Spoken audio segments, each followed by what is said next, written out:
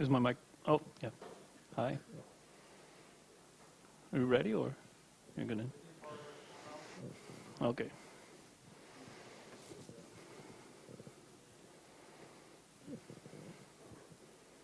You tell me when I.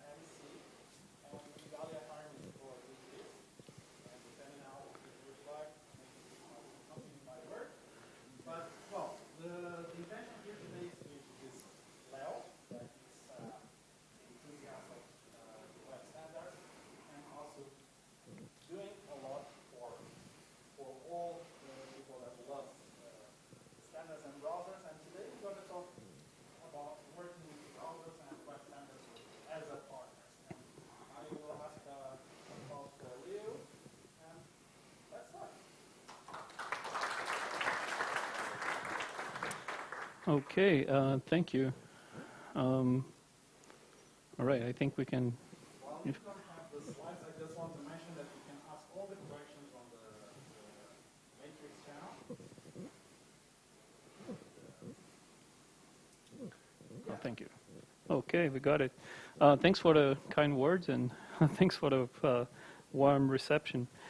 Hi, I'm Leo. I work at Salesforce as a senior product manager. I am currently the product manager for standards and web platform at Salesforce, and also for the LWC team, the Lightning Web Components Framework.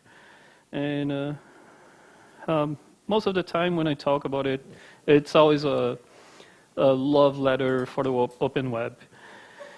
Well, trying to introduce like where we are at Salesforce. The Lightning Web Components Framework was introduced over 3 years ago, even more than that.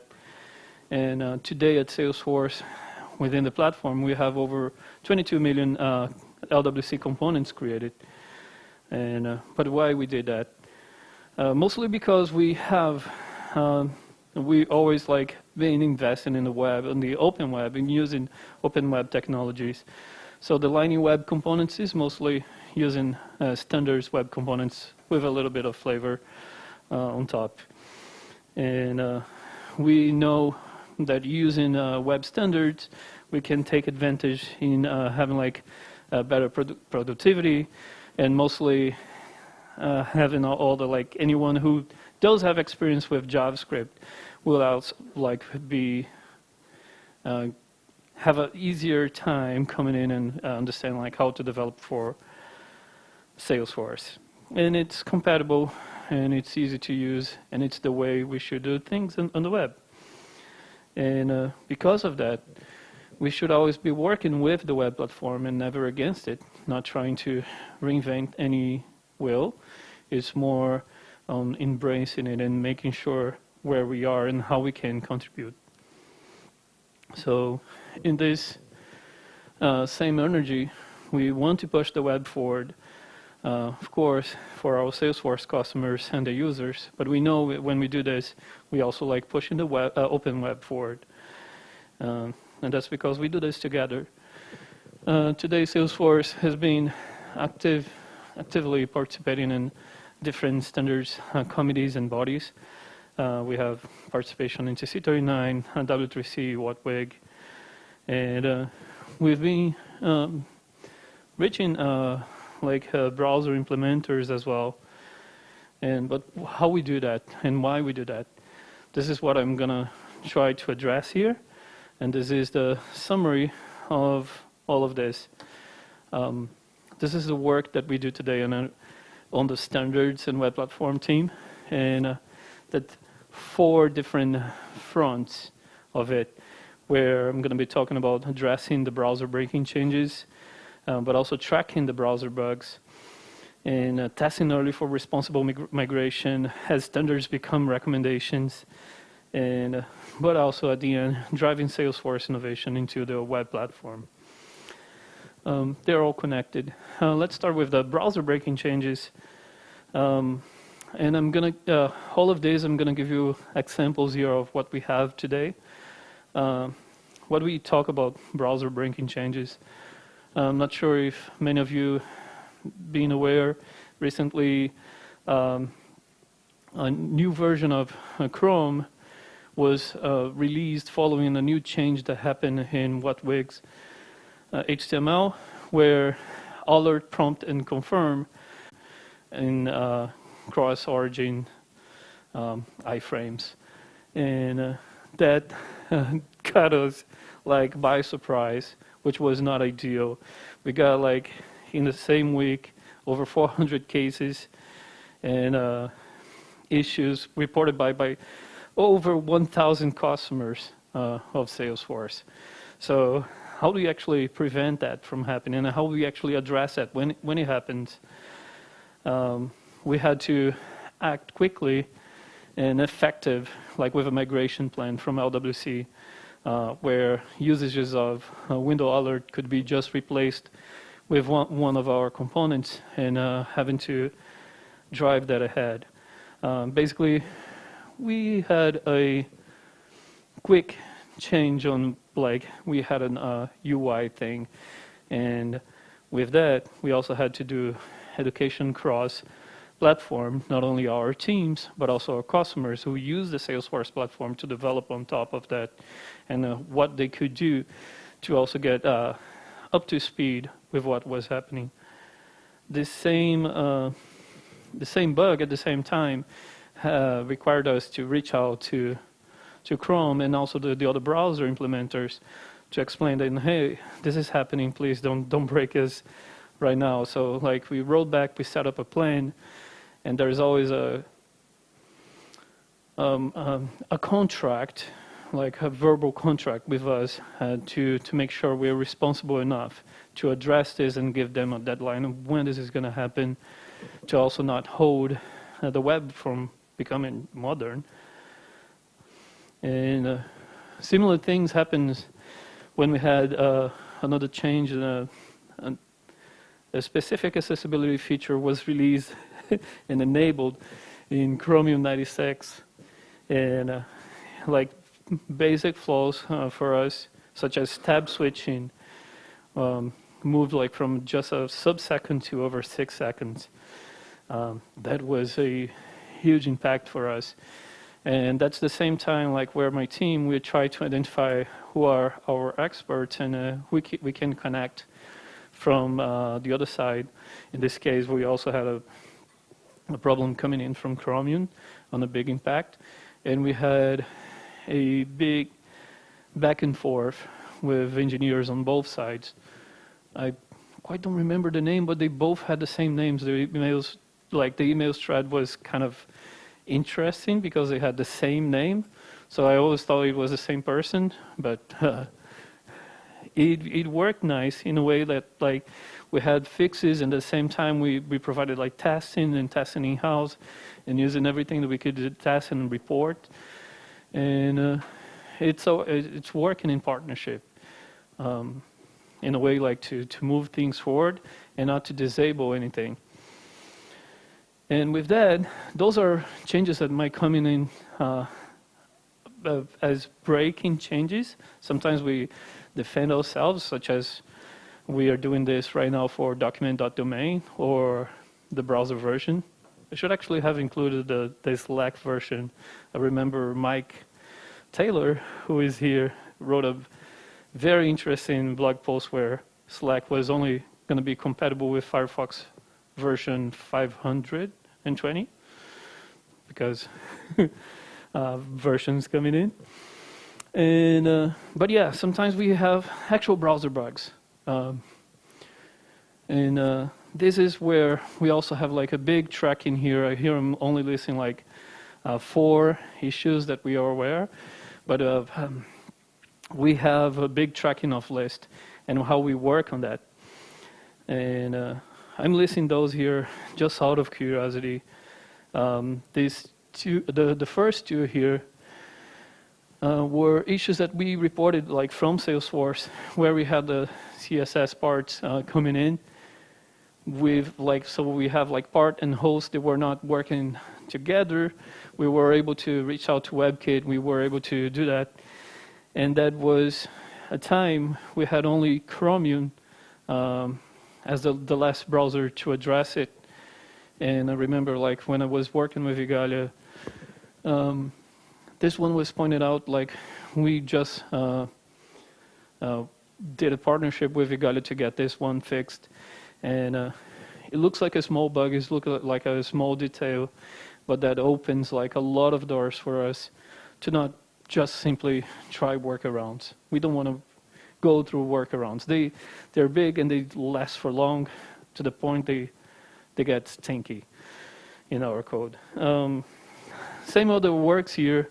There even like an issue here who's where it's still open. We are considering getting this one on track right now. But most important, it's not only reporting these bugs, it's actually creating an internal culture at Salesforce that should happen in any enterprise, where you should have a culture of reporting, tracking, and describing impact. I've seen bugs for myself. Like my company is guilty of that. Like we have some bugs that are just reported and people forget to bring in a test case, something that can be feasible for the browser vendors, and something that can be used to understand like what is the impact of this. Sometimes this is not translated. This is where our work comes in and try to help education inside, saying like, hey, when you find a bug, let's not go like just do a workaround, but let's report that in the appropriate browsers that are actually breaking this. We do a work of tracking them and making sure they just don't stall, especially from our end. And let's make like some work to describe the impact and make sure like people know what is happening on that for us. And it's been good so far. Still a lot of progress coming in here. And this same culture leads us to get like testing early for responsible migration as standards become recommendations. What is that? It's basically understanding not everything comes too fast when we have standards. I have an example here of the mixed shadow mode. When we got like LWC becoming released in 2017, we know like shadow DOM support in 2017 was not vast. We needed more, but we couldn't just like release Lightning Web components using native shadow DOM by the time, if we wanted to keep compatibility. And by the time, we used a synthetic shadow DOM that we still have it today, but synthetic shadow DOM is not exactly native. It's not exactly a polyfill. It's something that totally replaces, but we need to make a plan to get rid of that. And please remember, by the time, like from 2017, a lot of things changed, or the plans for shadow DOM also like changed a little bit on the go. So we are creating a way that we can move to native shadow DOM and creating a way that is smooth, because when we have this impact in our Salesforce users, we need to make sure it doesn't break everyone. But we know support today has been way more interesting, so that feasible. And of course, we are getting rid of like support for the non-Chromium Edge and IE11. And with that, we hope to get like more usage of native shadow DOM. This is actually coming in as a opt-in for users using Lightning Web components, and it's working so far. There's just like we have a developer preview, and it's work that we need to do. But not everything is that smooth. That when standards work comes in again. we have some challenges to keep this compatible. By the time we created synthetic Shadow DOM, we also created like accessibility capabilities that are not available in native Shadow DOM. So today, a just like simple migration from synthetic to native can mean compromise. We cannot afford compromise in accessibility. That's when our work comes again on like how we actually ship things that are missing for native Shadow DOM for us. And we want web standard solutions. We don't want to just like try to reinvent the wheel or just pretend it's something else. Otherwise, we end up with a V2 of synthetic Shadow DOM. We don't want that. And accessibility object model is not yet available, not fully available. And this is a complex work, but it's very interesting. We're working with Igalia. Guess who is the appropriate people? We don't have browser implementers. Igalia comes in as like the best solution that we have right now, because we have ideas, we have our use cases, but Igalia has expertise. And yeah, so we are working on like addressing parts of the AOM that we want to unblock native Shadow DOM. I know this is important for Salesforce, but it's also important like for anyone using web components. And that's where I say like we embrace the open web rather than just creating something against it. And it's going good so far. There are challenges, but like the pacing so far seems really good. So when I said all of the three fronts, of course, we want to drive some innovation into the web platform. And here comes the other example. Like if you know my work from TC39, and as was mentioned before, you know I've been involved with Shadow Realms. For those who are not aware, it's a new way to evaluate JavaScript in a synchronous context. And it creates a new global and a new scope of execution. And it's lightweight. If you have to compare it with what you have available on the web today, in synchronous communication, you only have iframes.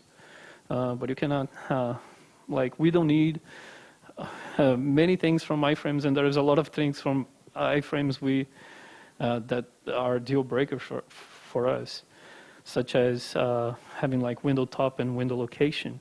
Those are unforgeable values. You cannot change that. You cannot remove those properties. And we need this because here's the business model, like trying to illustrate this. Salesforce is a platform for people to create things and having developers using this platform in their most customized way. And getting a quick example here, I roughly call Salesforce as an extensive web application. You can also imagine a browser IDE where you have like your code editor, but also extensions and plugins.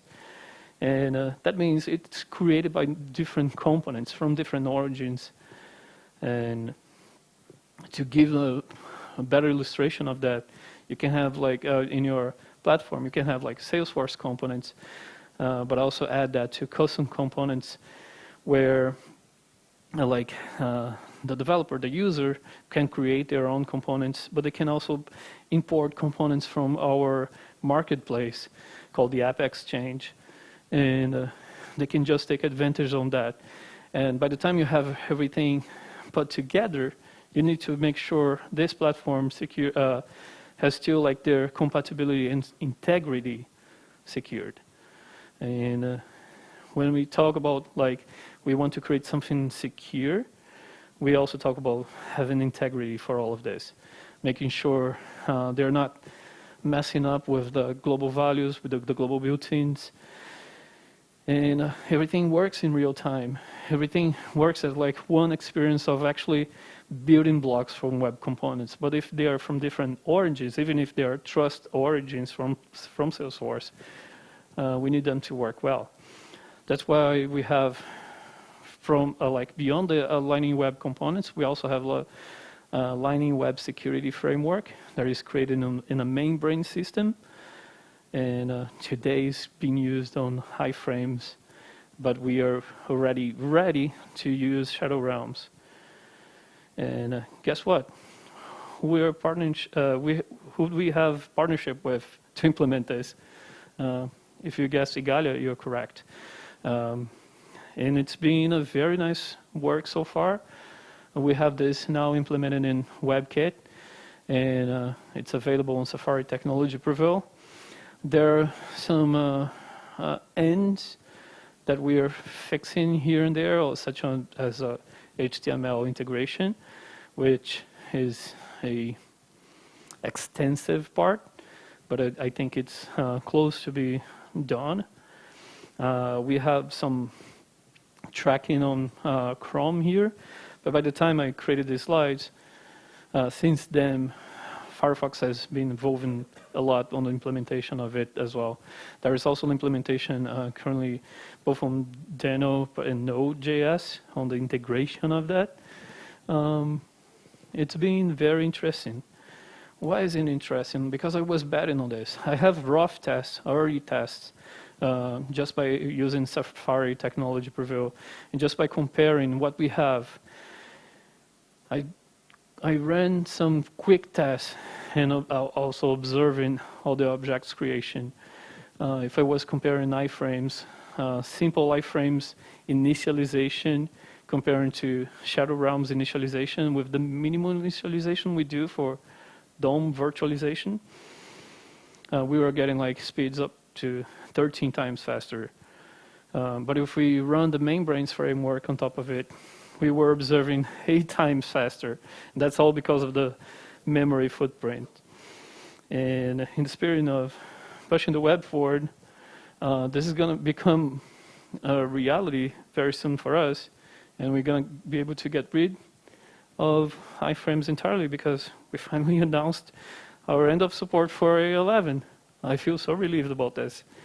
Who doesn't? Yeah. As I say, this is a love ladder for the open web. In a way, I hope like other enterprise companies who are not browser implementers, they understand where they are in the open web. It's not because like we are not browser implementers, we should not like also do our contributions to move the open web forward. We are part of the open web. This is our platform as well. So it's also our responsibility to be part of this. And with that, thank you.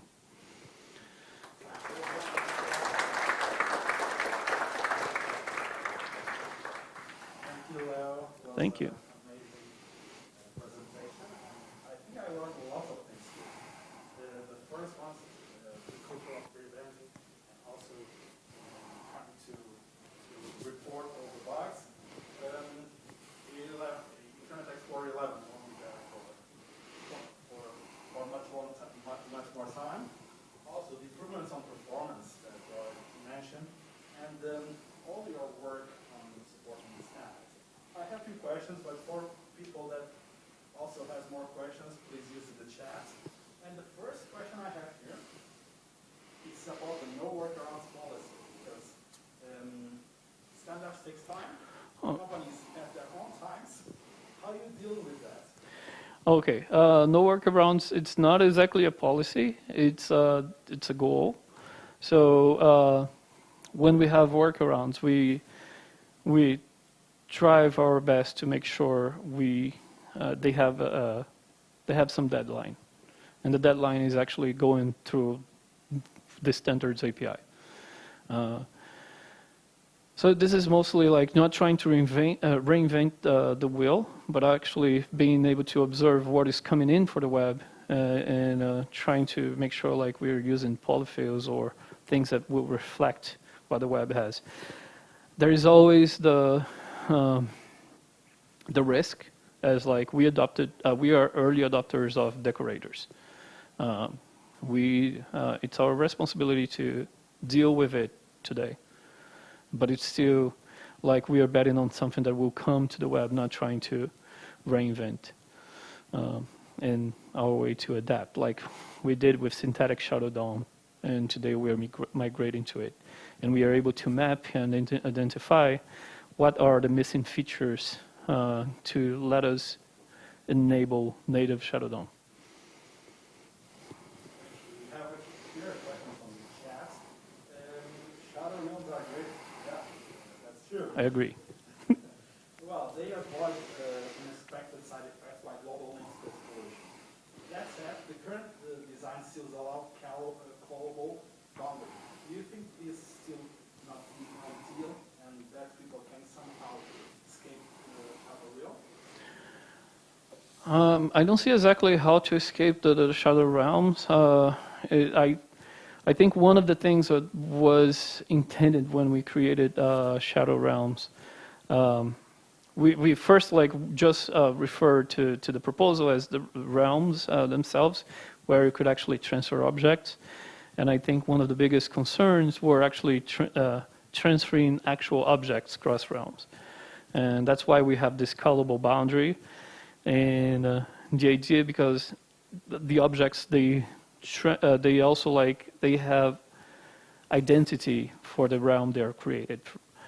So they carry identity. So when you compare objects, you kind of you can not only leak the other realm, but you have identity discontinuity, where you compare an array constructor from one realm to an array constructor from the other realm.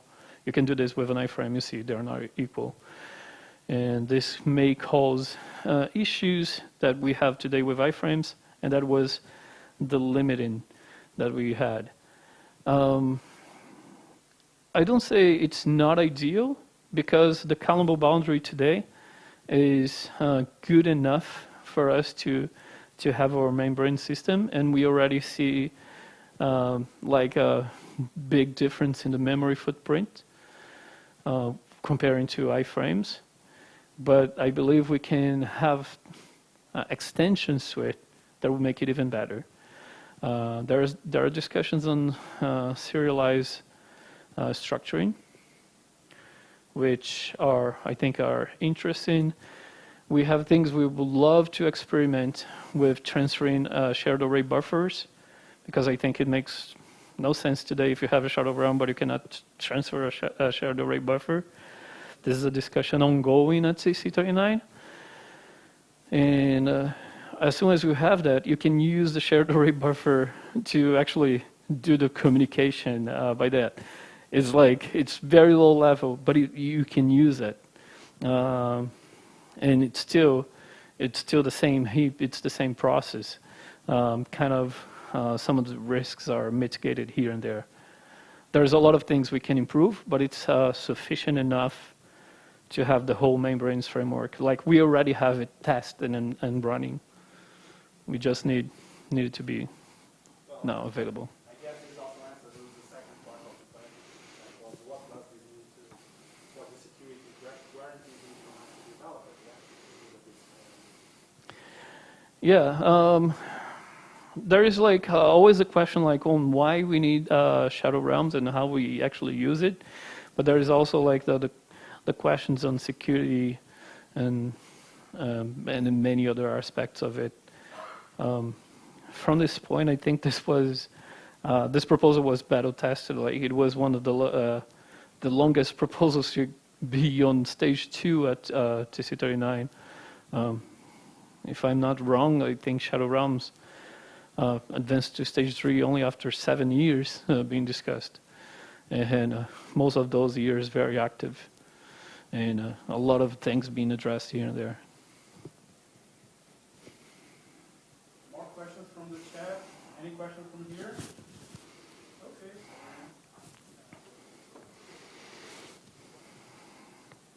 Thanks for the interesting talk. My question would be, does Salesforce give any recommendations to customers on what browser versions are to be used? Or do you have for your component framework, do you have support limits in terms of Chrome versions too? No, we do have a compatibility table, but it's pretty more supportive of a little bit older versions. That's why we still support IE11.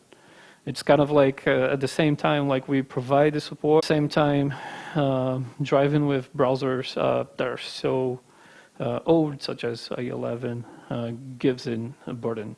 So that's where we find time to stop the support for it. I can show you, I can pick up the browser compatibility table.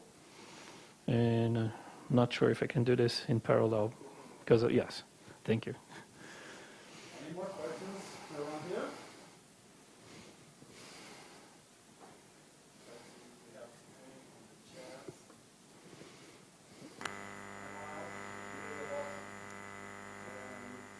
Salesforce and how they do writing the components and so. Well, we have here more questions. About the process of kind of chasing the engines or the vendors about implementations and bug fixing, the things that really affect your end users, and how you kind of educate your customers, because you are building a product that it's used by thousands and thousands of companies. And how you deal also with these expectations and so. Yeah, that's why like support for us is not only about like a thing we can only drive, because it's how like it's tailored by Salesforce developers. So as a platform, Salesforce developers can create, compose their components, use their own code on the website. Is everything okay? It's okay. No, your mic is not working. Oh. I mean, you have to put it closer to your mouth. Okay. Yeah. Can you repeat back the question? Can you remember the question? Well, okay, can you hear me? Okay. Was basically how you do this chasing of engines, vendors, and also how you deal with expectations your end customer has about your product. Okay, thank you. Yeah, so as we, like we are a platform, but it's also a platform that is, most of it is composed by customers. Customers that use like, it's like B2B service, where we have a platform and you have the marketplace and things that rely on our frameworks. So giving support is not only giving support to an end user, and it's not only on our full control to have that support. Let's say when we have like a browser breaking change for us, I say the alert, prompt, and confirm. We needed to make sure we not only fix it for ourselves, but we create a plan and or path to our customers to also get ready for the change that is coming. So when we have changes like such as we got the Chrome and Firefox version 100, we need to make sure ourselves at Salesforce are ready for it, but also like we create some path for our customers to be aware of that. So it's a contract. Our support is not only a contract with the end user on the web, but like Salesforce customers in general and their end users. So it's a chain of support. Any questions here or at home for people watching us on YouTube?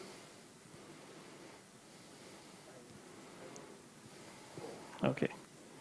Is there a technical reason why native Shadow DOM wasn't designed with accessibility? Don't ask this to me, but like people who, I think there are more people more qualified in this room about the design of Shadow DOM. I was not there, but I think as like all the proposals, you need to identify like step by step all the building blocks for that new feature you're going to be releasing.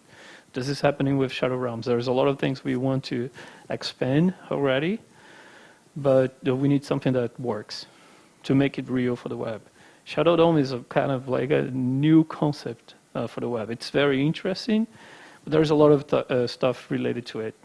And here on Shadow DOM, you're creating, like when we talk about accessibility, like with web components, you give the idea of building blocks that you can pick up web components and put them together, and they just work. But they have encapsulated DOM. And how do you create these encapsulated DOM trees? Like these different encapsulated DOM trees communicate to each other for accessibility. It's important. It's an important feature, like especially for those who need accessibility technologies. But it's a feature that don't exist today. So figuring everything out, like it's always good to get step by step. It's also important to always remember like all the fundamental pieces. That's why like the work keeps on. Yeah, cool. Any questions here? Well, I just have to thank you. Great presentation, Leo. Oh, thank you. Thank you. And thanks, everyone. nice to have you here. A huge applause for Leo. I think I learned muitas graças. Is that correct? Okay. That's correct. Well, Small thing. Next, I will introduce Dominic. Hi, Dominic. Oh, okay. Have to change a little here.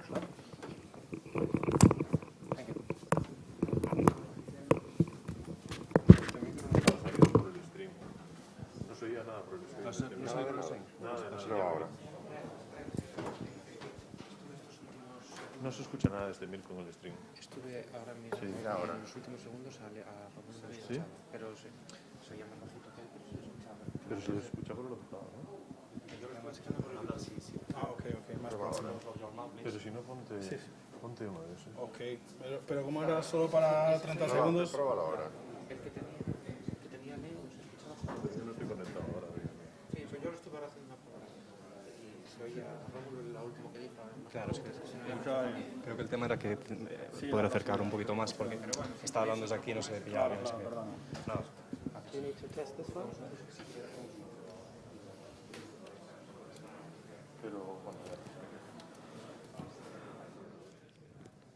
Test this microphone. Yeah, that's working. It's good. Just remember you have the Matrix channel where you can ask all the questions Mario. and also follow up on the talks. Thanks.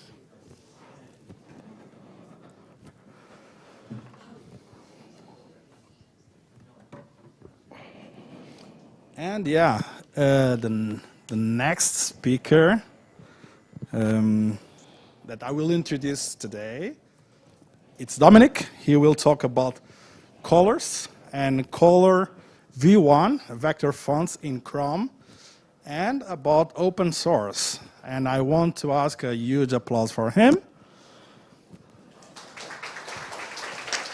At home as well. And let's get started. Floor is yours.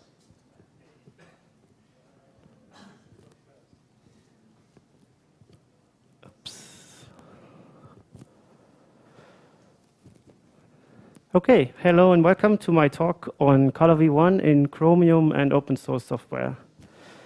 My name is Dominic. I work at Google on fonts and text rendering in Chrome and Blink. I'm part of the layout team in Chrome. Projected to the wall, you see a stylized version of the Tower of Hercules here in A Coruña. I am expecting it to be featured in the walking tour as well. In this talk, I'll show you how this tower is not only working as an image here in this presentation, but also as a font. And I would call what we can make through this talk the first Galician emoji font. And so since this is a Hackfest, you can contribute to it if you have other ideas what should go into that font.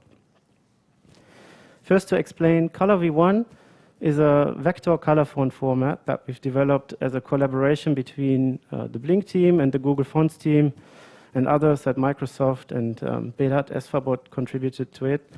So already a shout out to my colleagues at Google Fonts, Rod Sheeter and Cosimo Lupu, who worked on color fonts with us together. Today I would like to focus on the foundations of Color V1 being, that we use in Chrome being open source. So I'll talk about the open source components that enable rendering of Color V1 in Chrome, and also how we released open source components for making Color V1 fonts. So perhaps first a little bit of an introduction into color fonts is something that we go through in this talk. How does the Color V1 format work? How do we enable new use cases on the web with this? And then we go into the open source Color V1 stack and the tools to make such fonts. And for the first time in a conference, I'll give you a little preview of what variations, open type variations and variable color fonts are and how they work in the preview version of Chrome. So let's talk about color fonts. Of course, it's been possible for a long time to colorize fonts. So here you see the lobster font that's available on Google Fonts, and you can change the color of it. Of course, you can CSS style it to green and so on. But it's a little bit different from color fonts in the sense that I want to talk about today. Here you see an emoji of the Noto emoji set of the national park emoji. And what we mean by color fonts here is color inside the glyph, so using multiple colors inside the glyph. This is another example. This is the Bungie font made by David Jonathan Ross. It's inspired by street signs and this kind of street sign artwork. It features this small hairline in the middle of the glyphs, which is a bit hard to see. But so you can create attention, or you can give text more liveliness through using color fonts. Here is an example of material two-tone icons. So like using the material icon set with extra color to enhance the kind of meaning of the glyphs. Or in this example of Arabic script, color is used to simulate ink effects. This font is called Reem Kufi. It's made by Khaled Hosni, and the intention is to simulate the ink effects of Arabic calligraphy in this Arabic Kufic style typeface. So let's look at the Color V1 format. So far, bitmap fonts, for example, Apple's SBIX format and Google's CBDT, CBLC format have been used to make colorful glyphs. OpenType SVG exists as a font format that encodes color vector graphics as well. However, we found issues with space efficiency, implementation complexity, and integration with existing font concepts with OpenType SVG. That's why we designed Color V1 the Color V1 format, which addresses these issues. So let's take a look at how the Color V1 format works in detail and how efficient it is at encoding color vector graphics. So first, I want to start with this basic explanation of what the format works and how this algorithm for drawing Color V1 glyphs work. Color V1 glyphs are a directed acyclic graph of paint operations. Rendering a Color V1 glyph means traverse the graph and execute the 2D graphics operations in each node.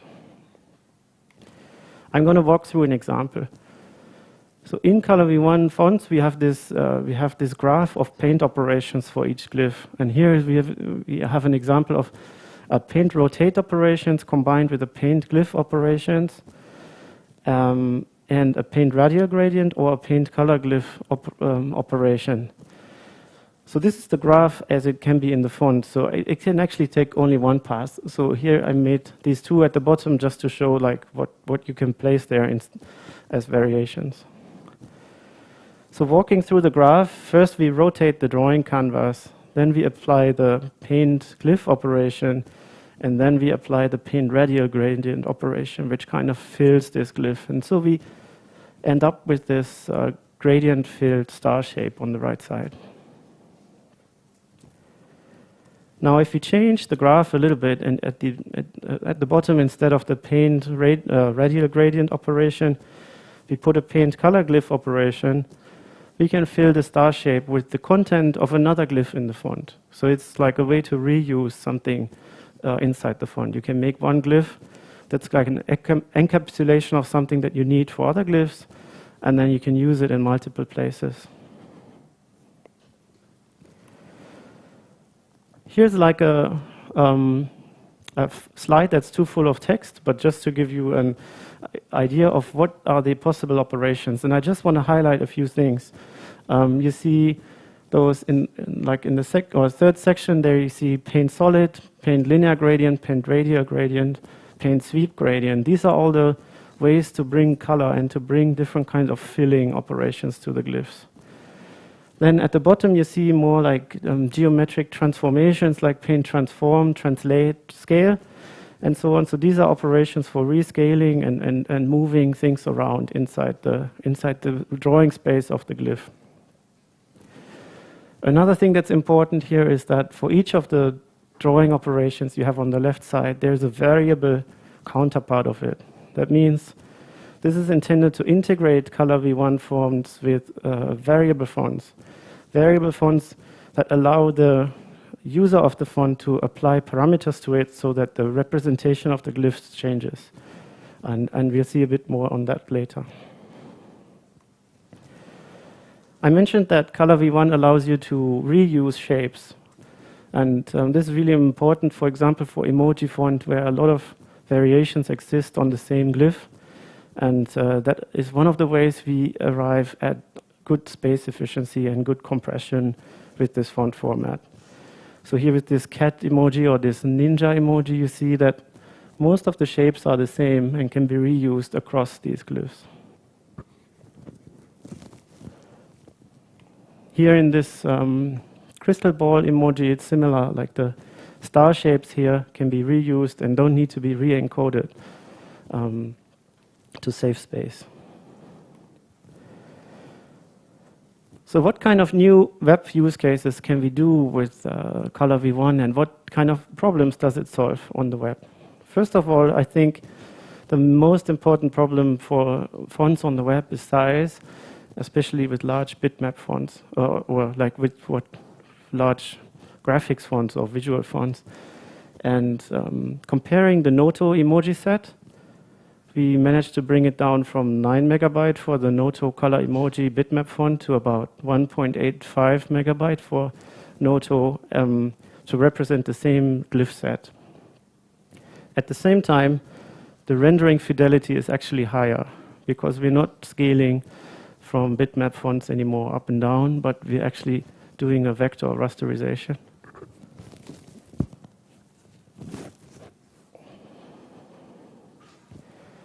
So if you're going down with the font size, and then we can still have additional methods like subsetting the font, etc.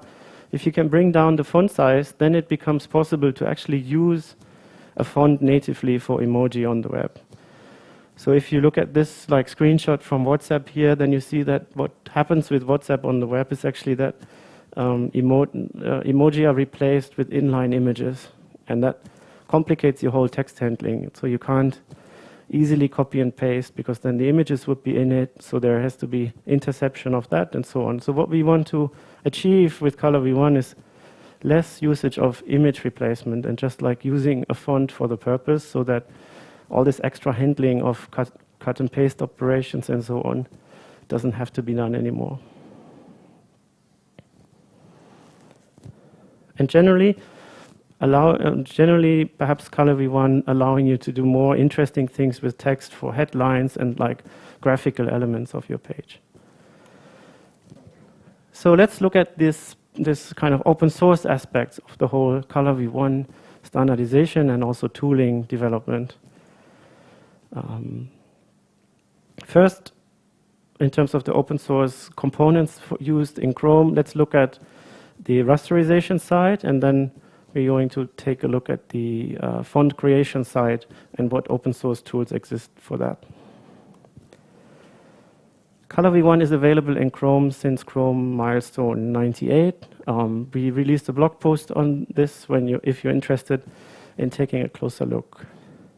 In Chrome version 100, we released font palette in addition. So font palette CSS styling together with Color V1 allows you to even change the colors used in a emoji font or in another color font, and it together provide a really powerful tool for enhancing the text on your page.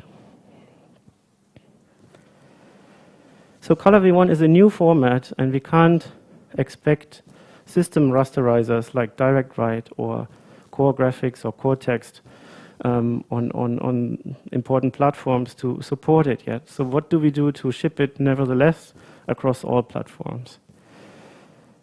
And for doing that, we've using a concept that we call hybrid font stack in Chrome. So we download a font as a web font, and we decide what features does it use. Is it a variable font? Is it a Color V1 font? And so on. And then we switch the rasterizer. Either we send it through Direct Write or through Core Text, etc., to place the text pixels on the screen, or we decide to go through the open source stack rasterizer, consisting of Skia and FreeType.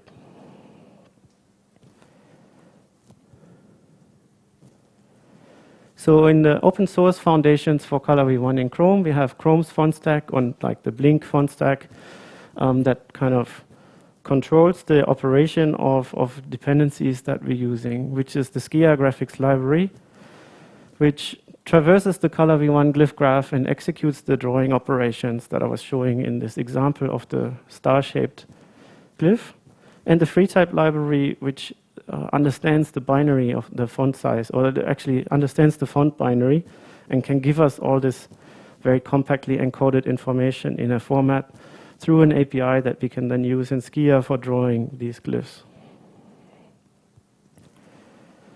And in FreeType, this was released in FreeType version 2.11, and in Skia, this was released in the version that matches Chrome 98.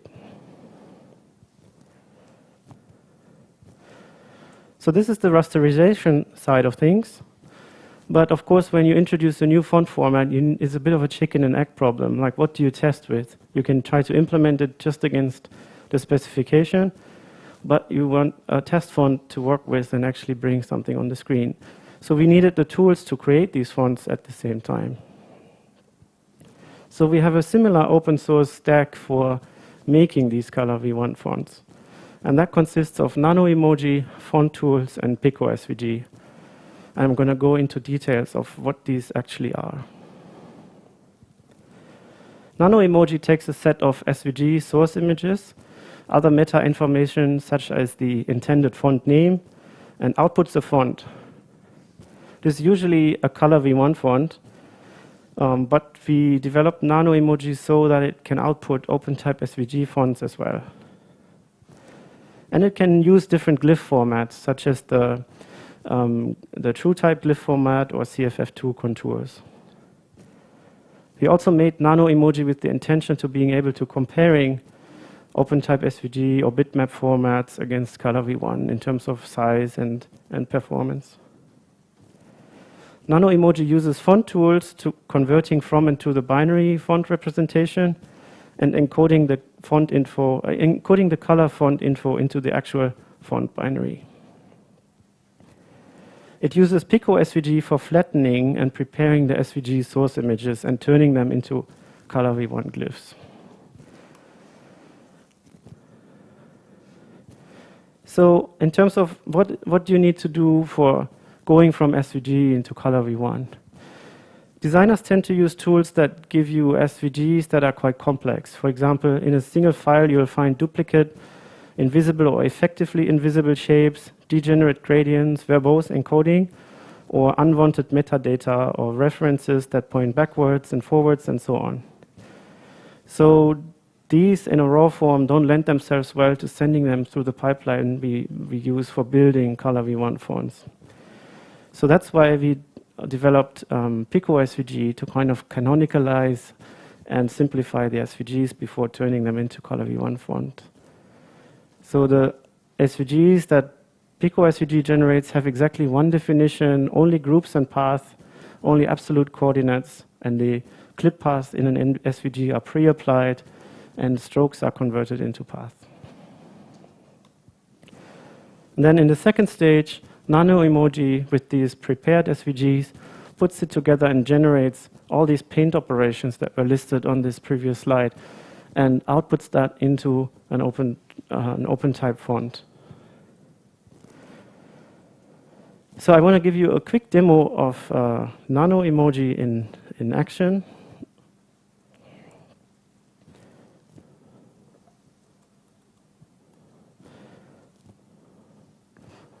Do I have a cursor? Here.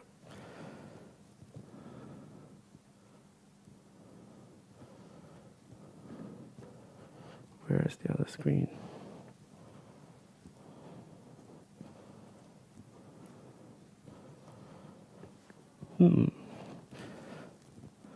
I can't seem to move this window to the other screen.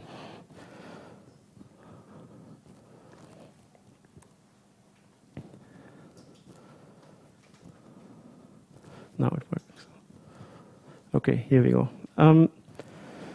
Yes, so here is my development environment in a way. I can see that in this directory I have an SVG file named emoji and then a certain code point.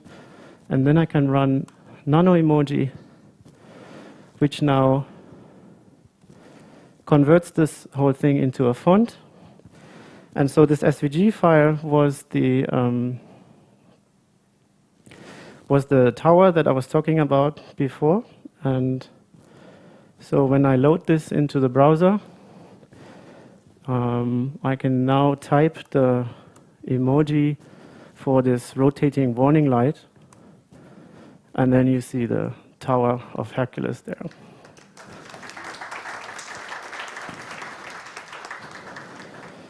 Now I was mentioning this is intended as a Galician emoji file, but it's not complete yet, right? So let's see what happens when I type the emoji for octopus.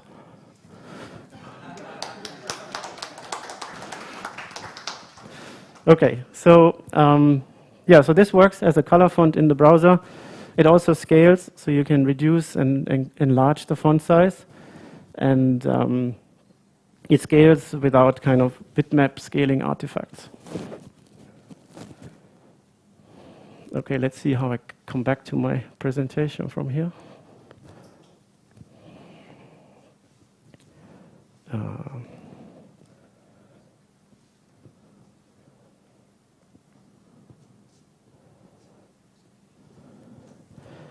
I think I need to see the other screen.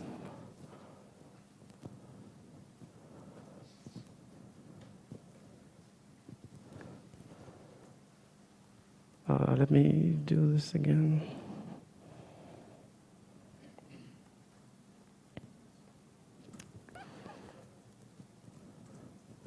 Oh.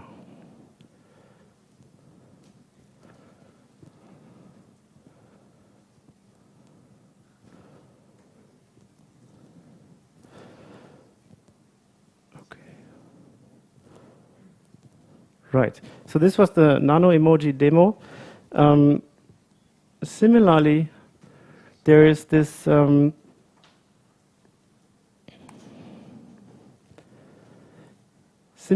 is an open source tool called Font Goggles, which uses this Python infrastructure, Nano Emoji and Pico SVG, and sorry, not Pico SVG, but uses Nano Emoji. Uses font tools and its understanding of color V1 to display this font as well. Let me try to bring that up to the screen as well. So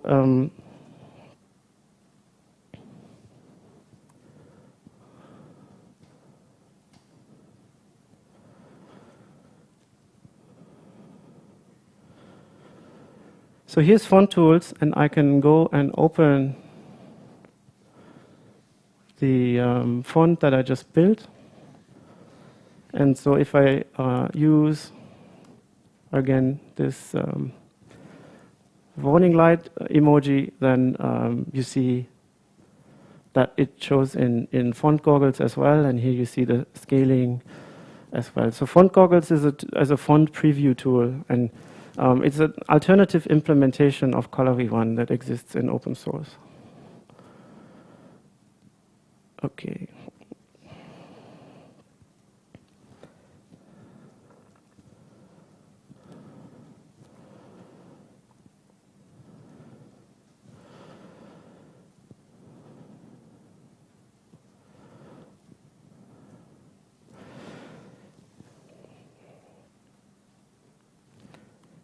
Yes, and at the end of this talk, I mentioned we would go in and take a look at something that's kind of bleeding edge and look at the integration between Color V1 and variations and open type variations.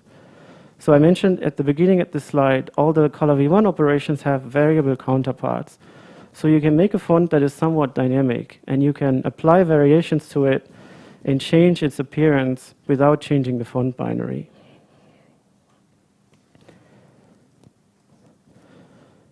So here's a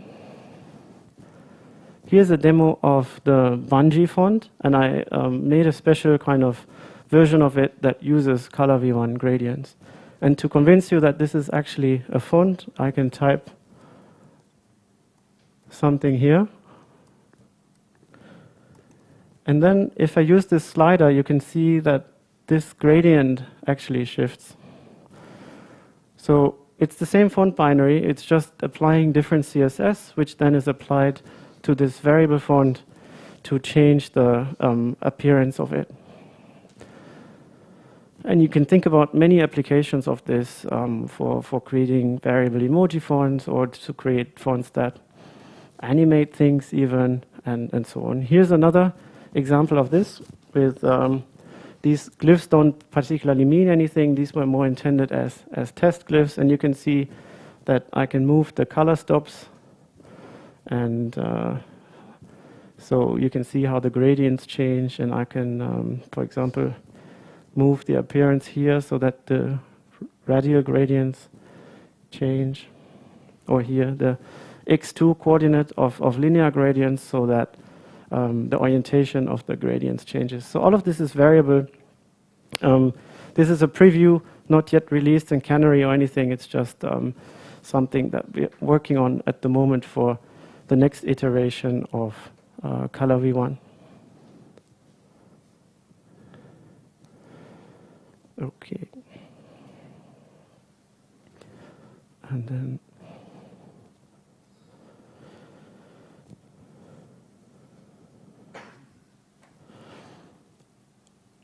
to wrap up, now we have seen which open source libraries provide the foundation for Color V1 in Chrome, which are FreeType and Skia, and what open source tools we have released for making Color V1's fonts, which are Nano Emoji, Pico SVG, and font tools.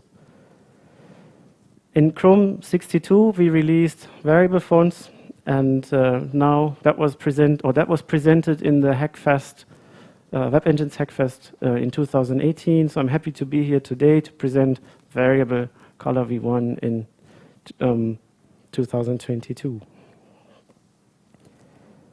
So color fonts and their use on the web is something that we looked at today. What are the use cases that we can realize with them? We've seen the Color V1 internals and the open source libraries for rasterization, font production, and variable Color V1. So thank you, and I'm awaiting your contributions to the Galician emoji font. What should be in there? Just let me know.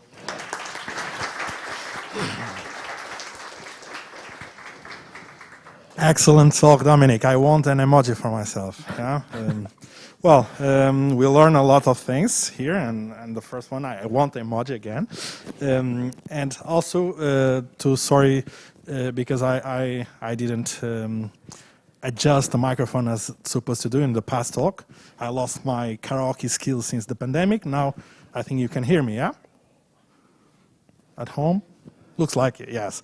Well, do we have any questions here for Dominic before we start?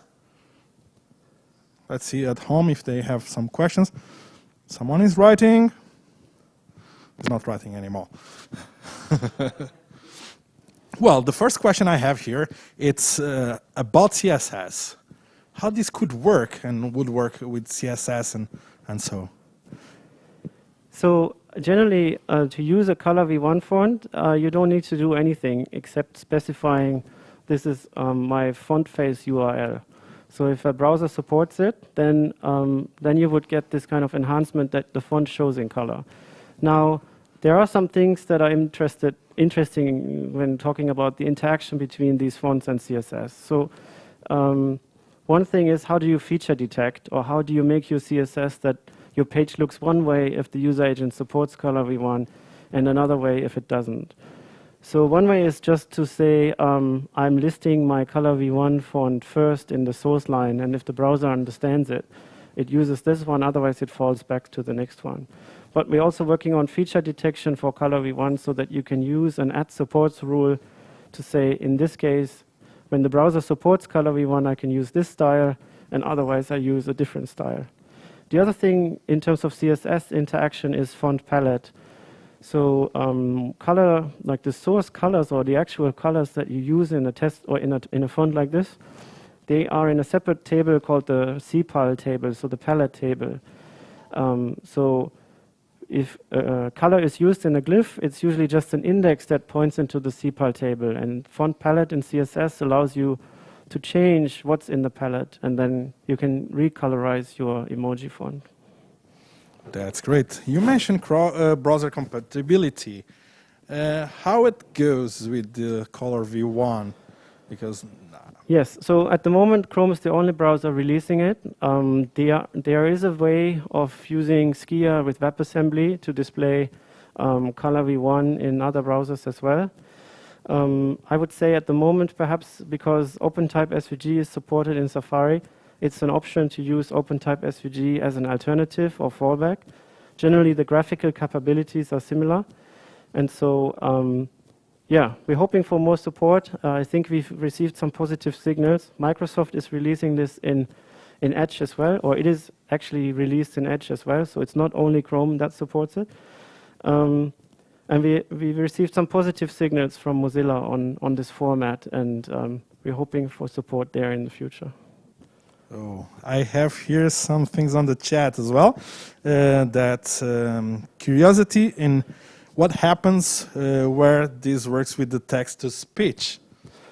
It does work with text-to-speech because it's like it's text at the bottom of it. Like I'm not sure exactly what screen readers do with emoji. I think some give them names, and like in Unicode, every emoji has like a name as well that the screen readers can use.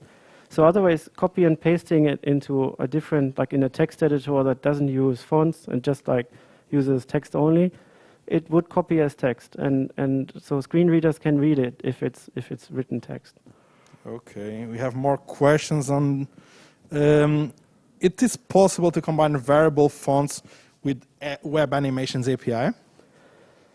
Only indirectly, I think. I'm not too familiar with Web Animations API, but you can apply, I think you can put the font variation settings, CSS, for applying the variations into styles that are used as the like CSS animations, and then it is animated.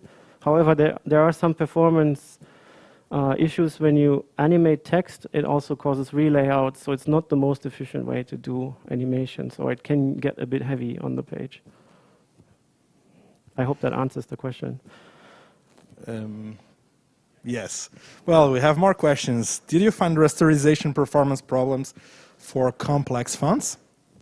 So because the polvo afera emoji is taken from a photo and only quickly kind of vectorized, that one ended up being a very complex shape. So I think this one is not the most efficient to resize, but generally for something like the Noto emoji font, we don't see performance issues. Actually, in our performance testing, we see that only if you show Noto emoji at the 128 pixel size that it is encoded in the font, in the bitmap font.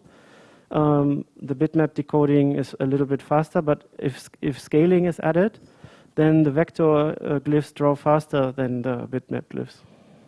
Okay, this means that we should work a little bit more on Galician emoji to make it yeah, more at least supported. if we do Galician emoji, then they should be vector, not bitmaps. Cool. Any more questions here? And at home?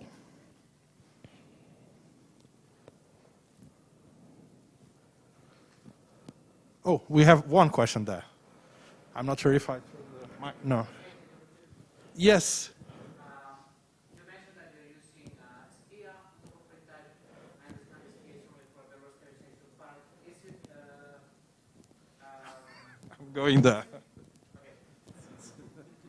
I'll repeat. So you mentioned that you're using Skia and FreeType. FreeType provides the base information extracted from the font file, but is it so that Skia is not strictly needed, that could be replaced by anything else that can do the rasterization operations needed? Yes, so the idea when we designed the format was what can we use as a common denominator? What do we have in most of the graphics libraries? We looked at Cairo, we looked at core graphics, we looked at direct 2D and so on. And so yes, the paint operations that I was listing, those can usually be implemented with any graphics library that also would be used for implementing CSS ideas, right? So like the conical gradients, or we call them sweep gradients, they are similar to CSS in terms of their semantics as well. Linear gradients and the radial gradients, they're all similar to CSS concepts. So if your 2D graphics library can do that, or if your browser engine can do that, then you usually should find a way to implement these concepts as well.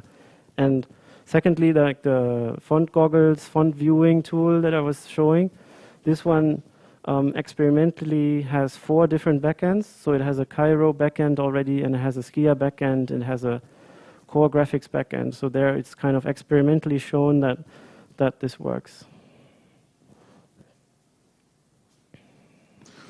Well, looks like there is any remaining questions here at home.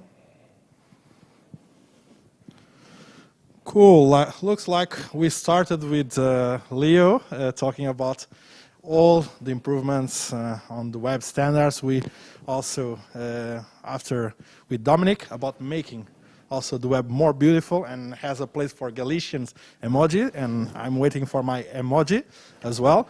And now looks like we're gonna have a break, a 40 minutes break, and then we come back with the remaining talks. And an applause for Dominic, and thank you. Thank you. Thank you.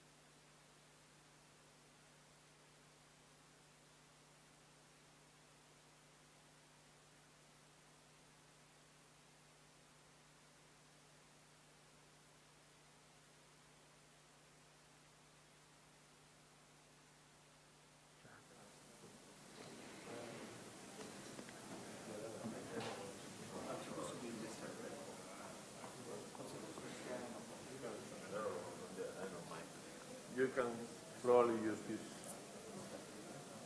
The headset one that is going to work better if you don't mind. Oh, I could bet. But I guess it would be easier to hold this because I'm not speaking all the time, right? So. Yeah, okay, but put it close to the mouth because otherwise. Hello. Hello. Does that work? I think that works. Yeah, Okay. that works good. Thank you.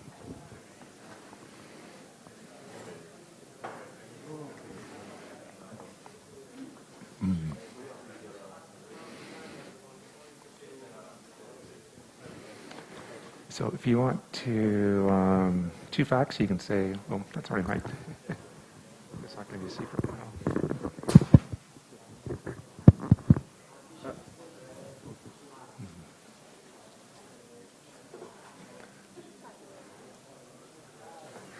Is that you or me? Yeah. I think they don't hear us. Oh, okay. Are you sure? Wait, no, they Yeah. still hear you. Yeah. Everyone. Yeah.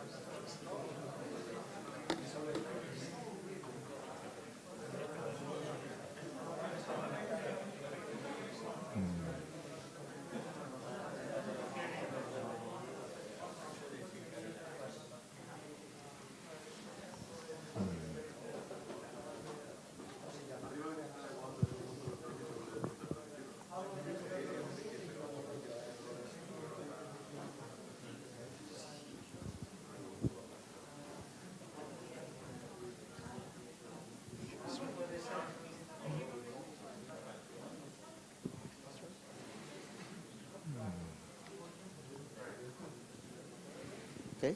Hello? Hey! Okay. Are we still coming in? No? Okay. Hello. How's everybody feeling? Good? Relaxed? Okay. Are you sleepy after lunch? No? Okay. Well, first to introduce myself, because why not? I'm Ujwal. You might have heard from me in the morning when I also introduced myself, because I like to do that. I'll be emceeing for the amazing 3 talks. I tried to make sure that the good ones were, no, kidding. But first up, we have our amazing colleague Dan Miner from Mozilla. Dan has worked extensively on internationalization and recently started working on SpiderMonkey. So that makes us even more closer as colleagues, I guess. Dan is also a recovering bird watcher and likes to practice Spanish with unexpected strangers. So if you don't speak Spanish, you can you can be around him. But take it away, Dan, and can we have a huge round of applause before we start? Thank you, Ujwal. So I'd like to talk about a project we've had ongoing at Mozilla for the past year and a bit to modernize internationalization in Gecko and SpiderMonkey. So I'm planning to speak a little bit about what internationalization is, go into a bit of a deeper dive about text segmentation, talk about localization in the browser, how all of this is implemented, some experimentation we've done with Icrex inside Firefox. Icrex is a library for internationalization that I'm going to talk about a little bit. And then also some work we have ongoing and that we're looking forward to use Icrex for text segmentation. First, what is internationalization? Well, it's really part of a group of related ideas of internationalization, translation, localization. I think it's easiest to talk about translation first because it's probably the thing that we all have a good idea of what it is. So here's a dialogue from Firefox in English, and there it is in a bunch of other languages. And that's more or less what translation is. It's not necessarily easy, but at least the idea is easy to understand. So what's localization? Well, localization is basically translation plus cultural adaptation. So looking beyond purely linguistic factors, things like the appropriate use of colors, symbols, images, and things like that. Example of this is a bug we had about 12 years ago. The Mozilla support site was redesigned to feature a cartoon cat nurse. I looked and looked, and I couldn't find the cartoon cat nurse from the redesign. I really would have liked to have seen it, but it's the best I could do. And it turned out in Japanese culture, this had some unintended erotic connotations, and it had to be hidden in Japan. So that's an example of something that's not a linguistic concern, but it's still necessary to adapt your product to a different location. So internationalization, to me, I guess there's no completely accepted definition of what it is, but to me, it's the things that can be done by a computer. So things like dates and times and formatting currencies. It's something that enables localization, so it means less work for translators. And because it's done by computers, it's something that's data-driven, so there's something maintained by Unicode called the Common Locale Data Repository, basically a data set in XML and JSON along with a well-defined schema that contains things like how do you format all the different currencies for every supported locale. Here are some examples of internationalization, so things like numbering systems, different ways of grouping numbers. So the one on the left is what you're used to in US and Canada. One on the right is more what you would see in India, for instance. Examples, date and times in different locations, calendar systems, text segmentation, which is what I'm going to talk about in more detail later. Directionality, so supporting left to right and right to left languages. Lists, plural rules, I'll also touch on a little bit later, and currencies. So ECMO 402 is a set of APIs to implement internationalization in JavaScript. They basically, for the most part, work like the example below. So you can create a formatter by specifying locale and some options.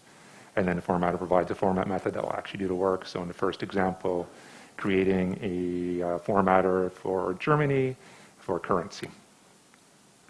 So why do we care about localization and internationalization? For Mozilla, it's part of our manifesto, saying the internet is a global public resource that must remain open and accessible to everyone. And an English-only web is neither open nor accessible, nor Chinese or Spanish or any other language. So what we want to do is ensure that people are able to access the web in their own languages, which basically means localizing the browser. And we want to provide people with the tools they need to localize the web. So that's ECMA 402 support in JavaScript. So with that, I'd like to talk in a little bit more detail about text segmentation.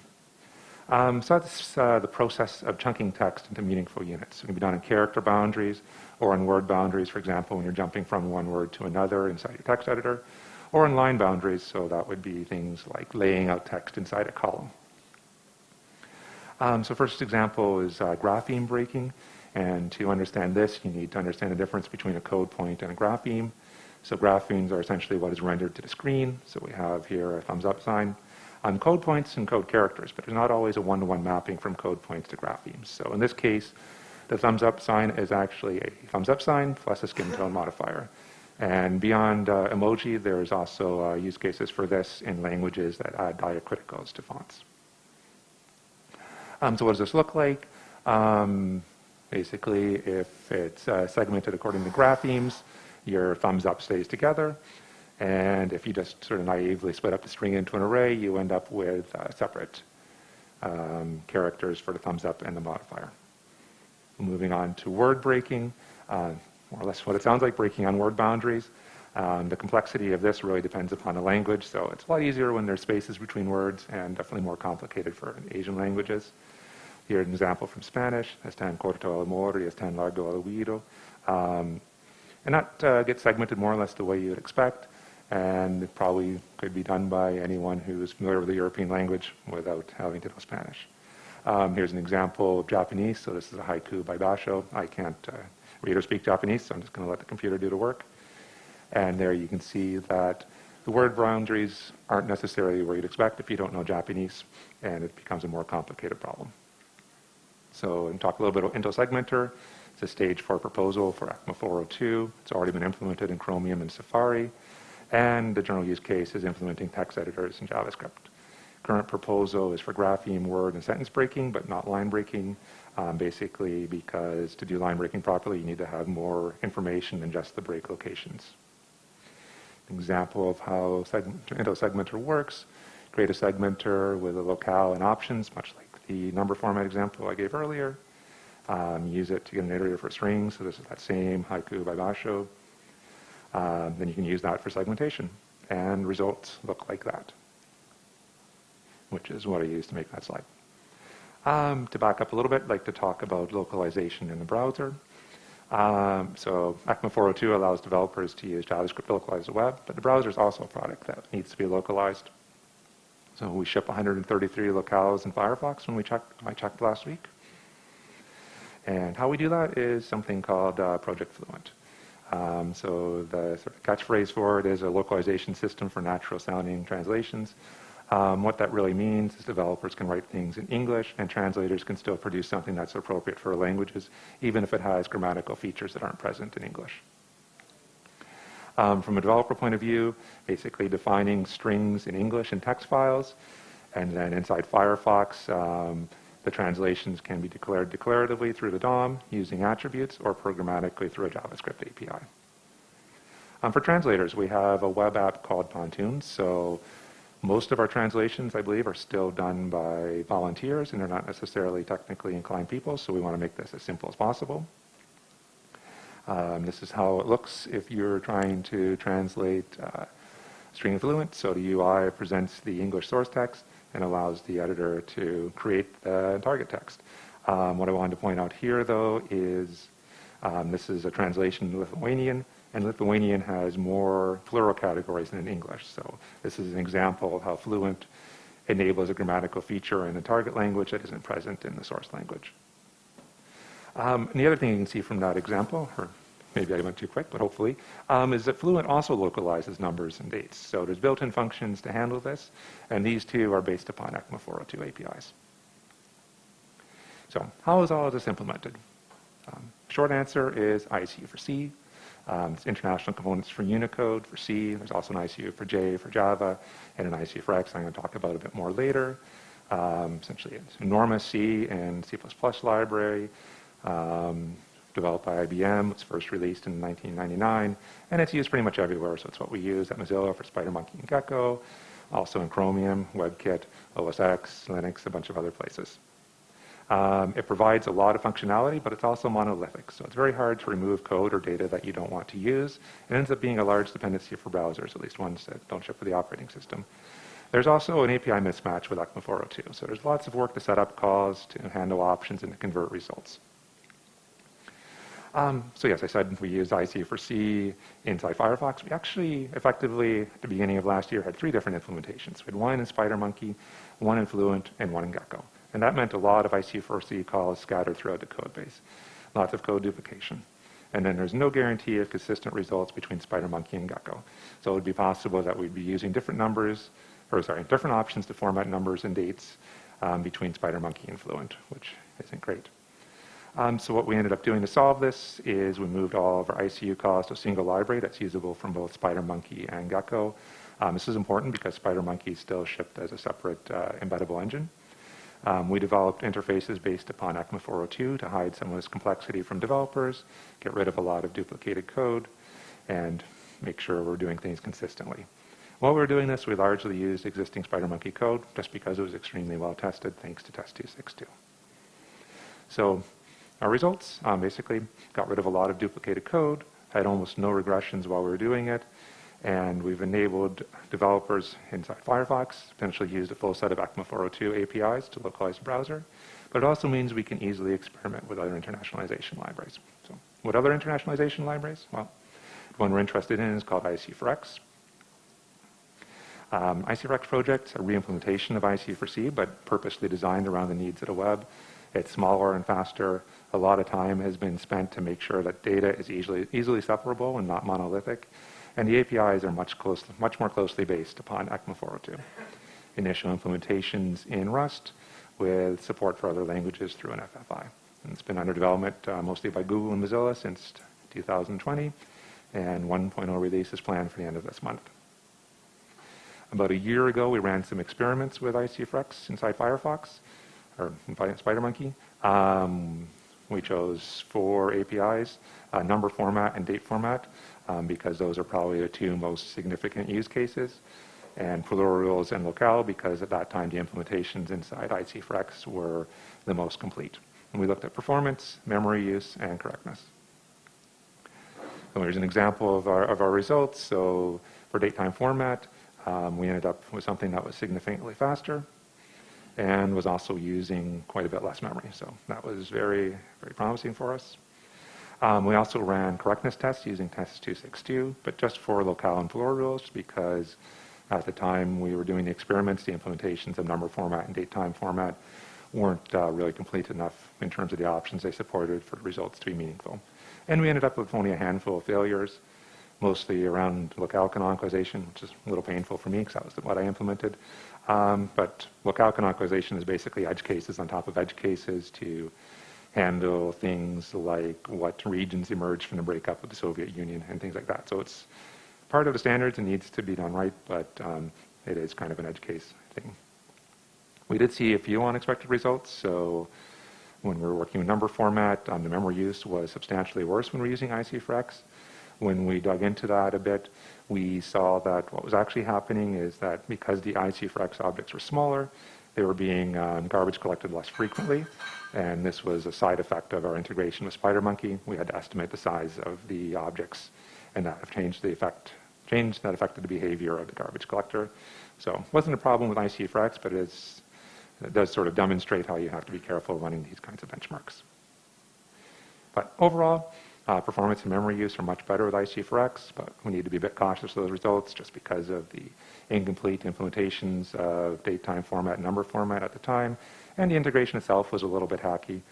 We're trying to move quick just to get some initial results, and we were doing things like reading data straight from the file system instead of keeping the memory properly. So that would actually suggest that we would see better performance if we were to repeat these benchmarks, but we really need to do that to know for sure. And it'd be great to do that again once the 1.0 release is out. But our results were promising enough that we decided to continue our involvement, and Mozilla focused on collator development. Collator lets you sort strings in a language-dependent fashion, date-time format, and segmenter. And Segmento is what I'm going to talk about next. So Icrex isn't really suitable for Firefox segmentation, and that's because our layout engine doesn't use it. The reason for this is we need to adjust line breaking results according to CSS, and that ends up in a data size that's too large for us because there's a sort of a combinatorial explosion of word break and line break combinations. We could use Icrex for Intelligent Segmenter, and there is an initial implementation along those lines from a couple of years ago, but that would mean that results would be inconsistent with what layout is computing. And that's exactly what we wanted to avoid with our unification project. But beyond that, segmentation is also a great use case for us. So it's not just a faster version of Icrex. Like, it's great to have a date-time format that's faster and uses less memory, but segmentation is an example of something that we can't currently do with Icrex. So that makes it a bit more exciting for us. It'll end up giving us consistent segmentation because there's some platform-dependent bits to our layout implementation, and it guarantees consistent results between layout and SpiderMonkey. So we've been working on implementing segmentation in Icrex. We've implemented 3 models.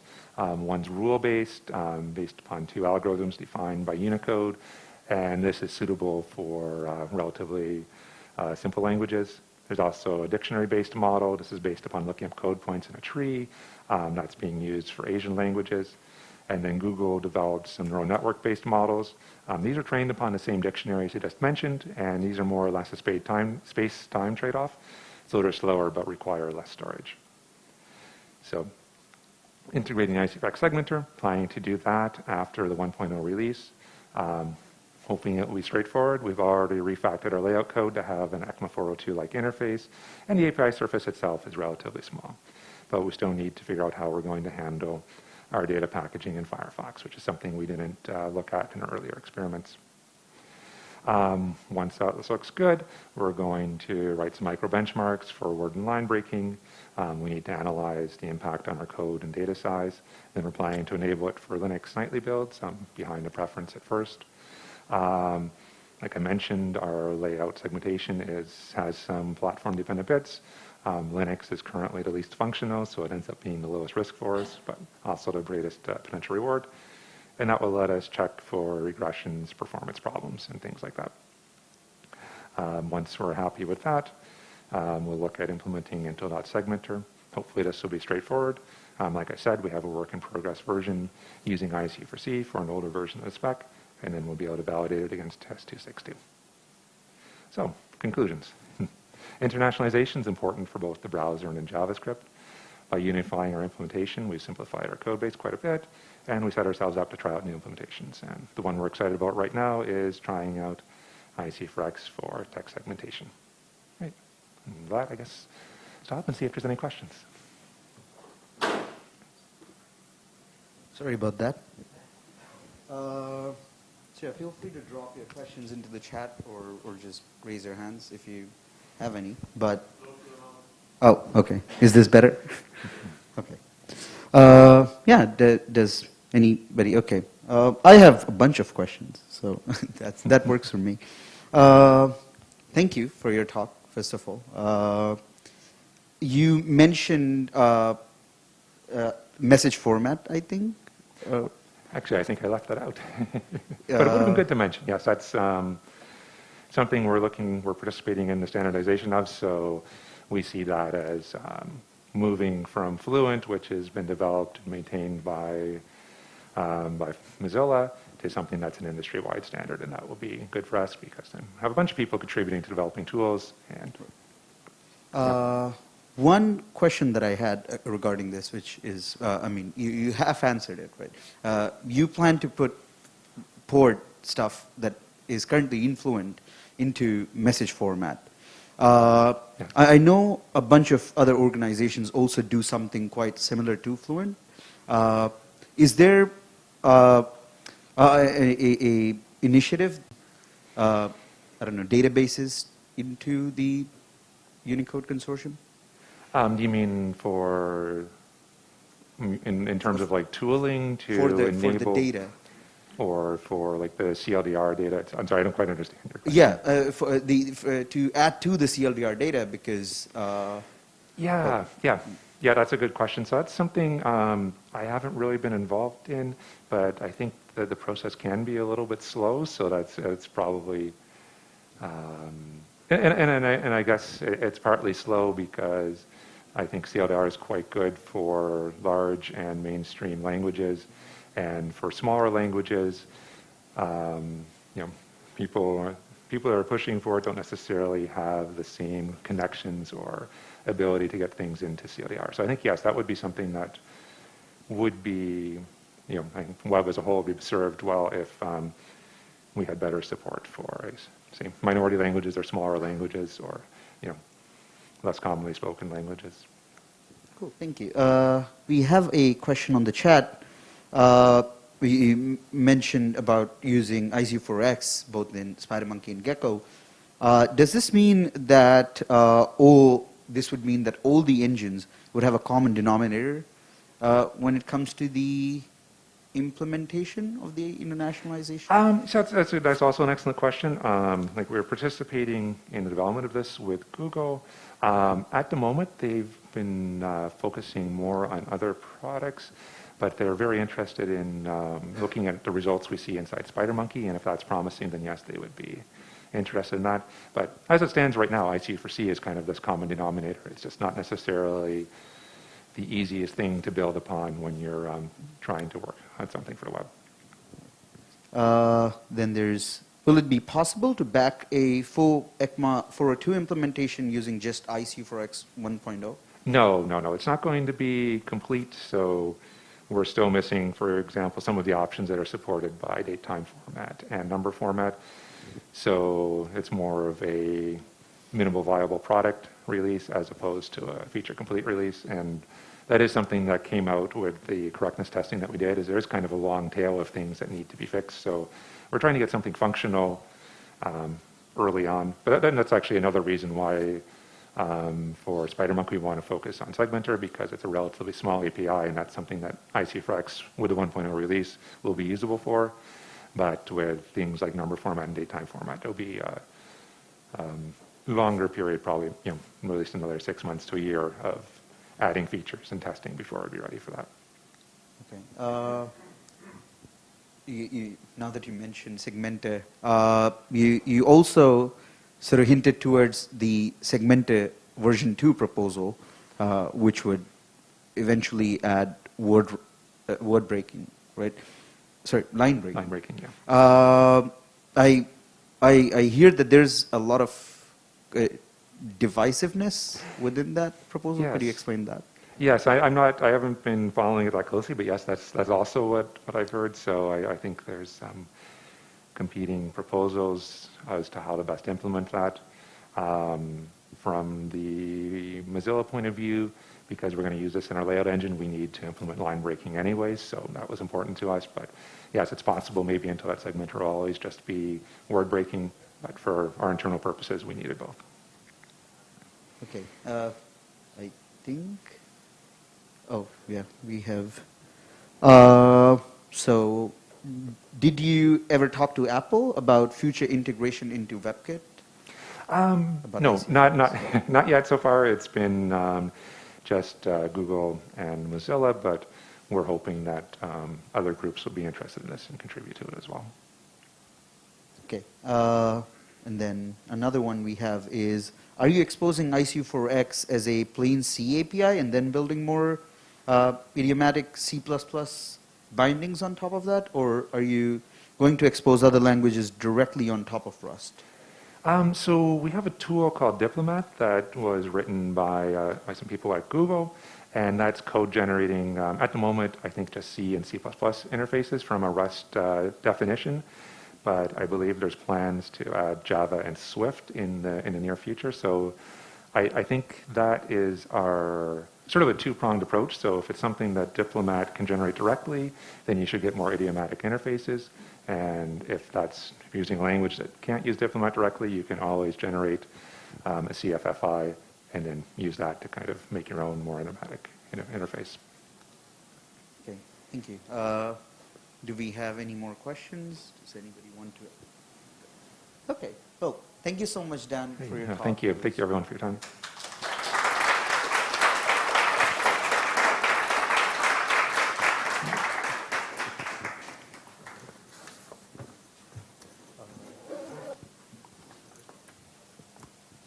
So, well, that was great. Next up, we had, okay, hello. We have our online talk now. Fun fact, it was supposed to be the second online talk of the day. Unfortunately, Dylan couldn't make it. But we hope they're doing great. Okay, now we have a talk by Ada Rose Cannon. They work as the chair of the W3c Immersive Web Working Group. Do we have it? Okay. Yes, and it's about Webexr and augmented reality. So I guess a huge round of virtual applause for Ada.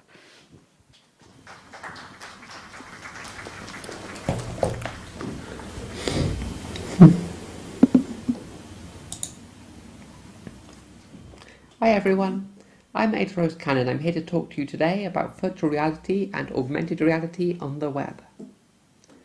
I'm a developer advocate for the web browser Samsung Internet. Samsung Internet is a web browser you can find on the Play Store. I think it's a pretty good browser. It works on all Android devices. We're privacy focused, so we have built-in tracking blocking. We redirect to HTTPS sites by default now. And we have the ability to add ad blockers and stuff like that. It also supports Webexcite, the APIs I'm here to talk to you about today. So as well as working for Samsung Internet, I'm also co-chair of the W3c Immersive Web Groups. These are the groups that are responsible for designing the APIs for dealing with immersive hardware in the web. All the work we do in the Immersive Web Groups is done in the open, and I really recommend reading through some of the issues and pull requests to see what's going on. And you can even find the minutes from previous standards meetings. I also recommend checking out the explainers in for the different modules, because the explainers go really in depth into what the modules do and how they work in a way that's really good to read if you're really interested in it. The core body of the work is in the Webexr API. This is the core module, and the other modules plug into this one. So this is the basis of the work. So the Webexr Device API is an API for accessing the sensors and displays of immersive hardware. Using this information, you can render a 3D scene from the user's point of view using WebGL or WebGPU. Once you've rendered the scene from the user's device, you can send it directly to the screen of the XR device. You then do this at the frame rate of the immersive device itself, and then you create the illusion of VR or AR.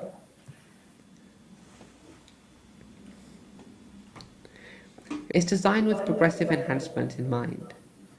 So when you're building your scene, you tell the web browser which Webexr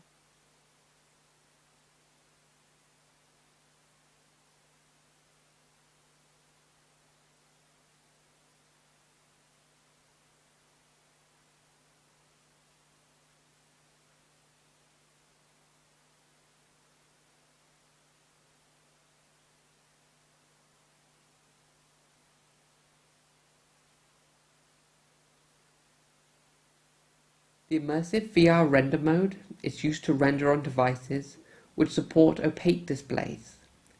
This is the mode that was defined first in the core of the API.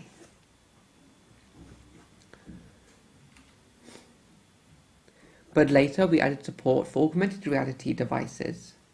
So primarily you'll probably think of augmented reality headsets. But this also includes mobile phones.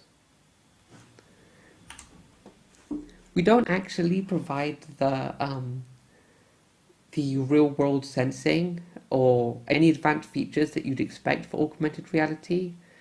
Only the ability to put some 3D content on top of the world. The world sensing, hit testing, and lighting estimation, that's exposed through other modules. But most platforms which support augmented reality will support things like hit testing and stuff like that as well. So they usually pretty much go hand in hand. But just so you know, those features aren't defined in this particular module.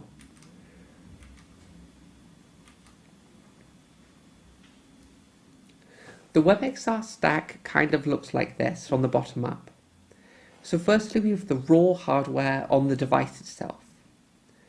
So this will be some kind of screen. Sometimes it's semi-transparent, sometimes it's opaque. It will have some kind of usually camera or a little lights on it, and it'll do outside-in tracking. Some of them will have depth sensors as well. But generally, raw access to these raw feeds direct from the camera, they aren't exposed through Webexr.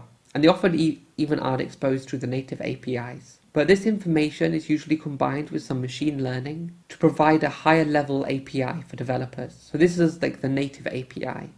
This is probably something like AR Core or OpenXR.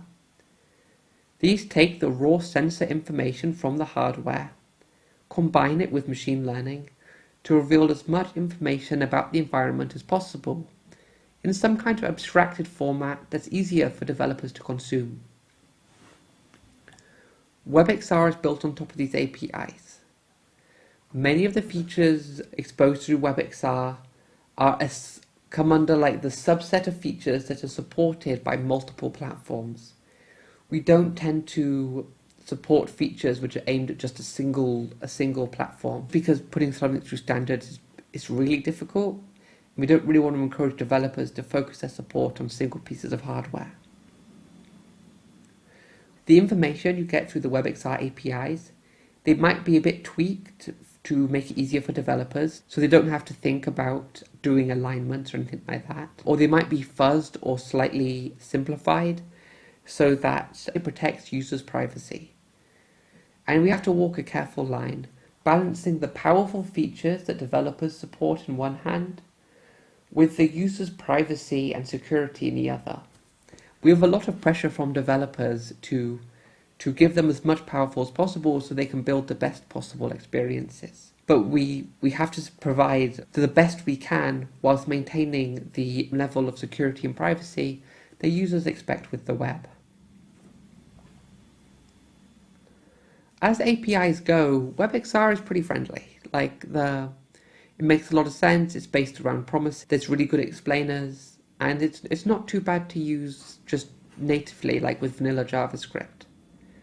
Unfortunately, it is pretty much entirely tied to WebGL and WebGPU because that's how you render. And those aren't as friendly. And so if you're going to work with Webexr, you will probably need some kind of framework, like 3GS, Babylon, or Play Canvas, or Wonderland, or a few others. And because Webexr is comparatively not that complex when compared to WebGL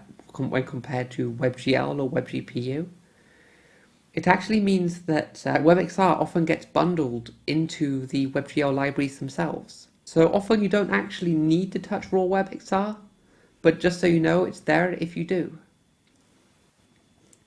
There are even abstraction libraries on top of the JavaScript abstraction libraries, such as React 3 Fiber, which is a React wrapper around 3JS, and one of my favorites, which is A-Frame, which is a web component wrapper around 3JS. So you write with using custom HTML elements, and you get Webexr ready 3D scenes. I think it's really cool. It's what I use the most, to be honest, and it's a really nice way to work with Webexr. The point of this talk will be to introduce the different Webexr modules and the features they bring to Webexr. This is the list of the modules I will be talking about. This isn't exhaustive, and we actually have more modules coming down the line. Each new feature we add will pretty much be added as a new module, but these are just the ones you can use today. The first module, which I'm going to talk about, is designed to help developers build experiences which closely match the user's real hardware. So that's the XR Gamepad API. It's usually available for headset, augmented reality, or virtual reality. Usually not for phones, because phones you don't have an external controller. So you have an external controller, this is how it'll be exposed. So through Webexr, there is an XR input source object.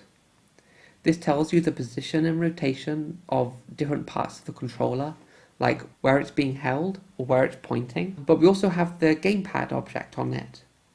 This exposes the various buttons and joysticks as buttons and axes objects through the Gamepad API. We don't actually, even though it looks exactly the same as the objects you get out of the Gamepad API, it's different. We don't expose it on the navigator.gamepads object. This is to avoid confusion and developers wanting to use Xbox controllers, for example, accidentally getting mixed up with the kind of controllers you'll be using in virtual reality. But if you use the Gamepad API before, you'll know that it's kind of tricky to use. Different platforms expose different buttons, and different pieces of hardware will often have different button mappings to similar looking pieces of hardware from different manufacturers. So to kind of work with this, we encourage browsers and hardware manufacturers to have standard mappings to allow developers to have consistent behavior, even if they don't think too hard about it.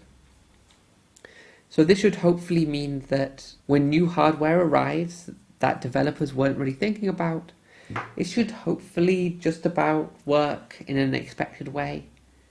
But that's not really good enough for a lot of people who want to add great support for lots of different hardware. And so for that, we actually have a new tool. We have this repository called the Webexcite Input Profiles. It provides gamepads and it provides 3D models of the gamepads and descriptions in JSON format of how the physical buttons on the hardware map to the buttons and axes in the Gamepad API. So you can use the profiles information from the controller to find which 3D model and which JSON file to use. You then combine these with the Gamepad objects from the Excite input source, and this lets you render the correct 3D model for what the user is currently holding, with the user's interactions represented on the controller, and you can even use this information to work out the name of the specific button the user's pressing. Either, for example, they're using a particular thumbstick, or they're pushing the X button. It works really well. It's built into 3JS. Like, it's pretty complex to use from scratch, but the one in 3JS examples is a really good reference implementation. Next, I'm going to talk about hand input. So as well as giving you the information for the controller for the immersive hardware, you can also get information for the different joints in the user's hand. It's exposed as .hand on the Excite input, and you can access each joint by name, like thumb tip, or you can get just a huge array of matrices for each individual joint. It doesn't give you like pose detection, so you don't know from the operating system whether the user is like pinching or grabbing or pointing. But because you do know the position of each individual joint, you can work this out for yourself. Or you might want to do stuff like detect the distance between two particular joints, like thumb tip and pointer finger. But there are some libraries that do that. I actually maintain one myself for doing pose detection. But you can use this information to render a hand. So when the user is like waving their hand around and doing things with it, they can see their hand represented in front of them. And this is what it looks like. So you actually have a 3D model. This is rendered by the developer, this is not by the platform. So you could even replace the hands with other kinds of hands, or give them gloves, or attach 3D models to the fingers. It works really nicely. Next, the augmented reality module. So as I explained earlier, all it does is combine the 3D and the real world. It's available for like handheld and head-mounted augmented reality, and doesn't actually provide any other augmented reality features. But I'll go into some of the other modules now, which do. Oh, this is what it looks like if you use it. So as you can see, these 3D objects aren't actually aligned with the real world, they're just placed on top of it. So hit test and anchors, and this is what does let you place objects in the real world. So hit test lets you find a single point in the real world, and then if you want to keep track of that point over time, then you can ask it to create an anchor which will keep track of that real world point and tell you where it is in the 3D space. So on your XR session, you can request a hit test source. This source keeps track of like a ray being fired out of the device in 3D space until it hits a point in the real world. And then you can get this information on the frame. So each frame you go get hit test results for your hit test source. And that tells you the 3D position of where that hit test source hit the real world. And then if you want to keep track of that point over time, you go hit test. So for the hit test you just got from the frame, you call create anchor, and that will make a new anchor which you can use to get its position later, in later frames, to keep that object placed in the same location. Right now, you can't persist anchors between sessions. So if you place a bunch of objects and then you refresh the page, you'll have to place a whole bunch of new anchors. But that is a feature that we are looking into. The other highly requested feature is being able to share anchors. So you place an object and then you share the anchor to another user. This is, unfortunately, although it's possible in native, is actually handled very differently in the various native platforms, making it extremely difficult to standardize. So we're going to have to wait for the future for this whole space to settle down before we can do that. And this is what it looks like. So you can place a 3D object in the scene and then it stays there. Yeah, it works really well. And anchors means it will stay there like consistently for many minutes. You could even walk out the room and come back, and in theory it should still be able to place the anchor wherever the object was. Next, I want to talk about lighting estimation. So lighting estimation is really cool. The effect it has is that it makes the 3D models look integrated with reality. So from it you can tell the main light direction and its color. It gives you a reflection map of the user's environment, so reflective objects actually look like they're reflecting the real world. And it gives you an approximation of like the environmental lighting of the environmental numerical format. I'm not going to go into details here. It's actually pretty cool if you read the explainer of how it's stored. And yeah, it works really well. So in this case, we have a strongly lit scene where I'm being lit from behind.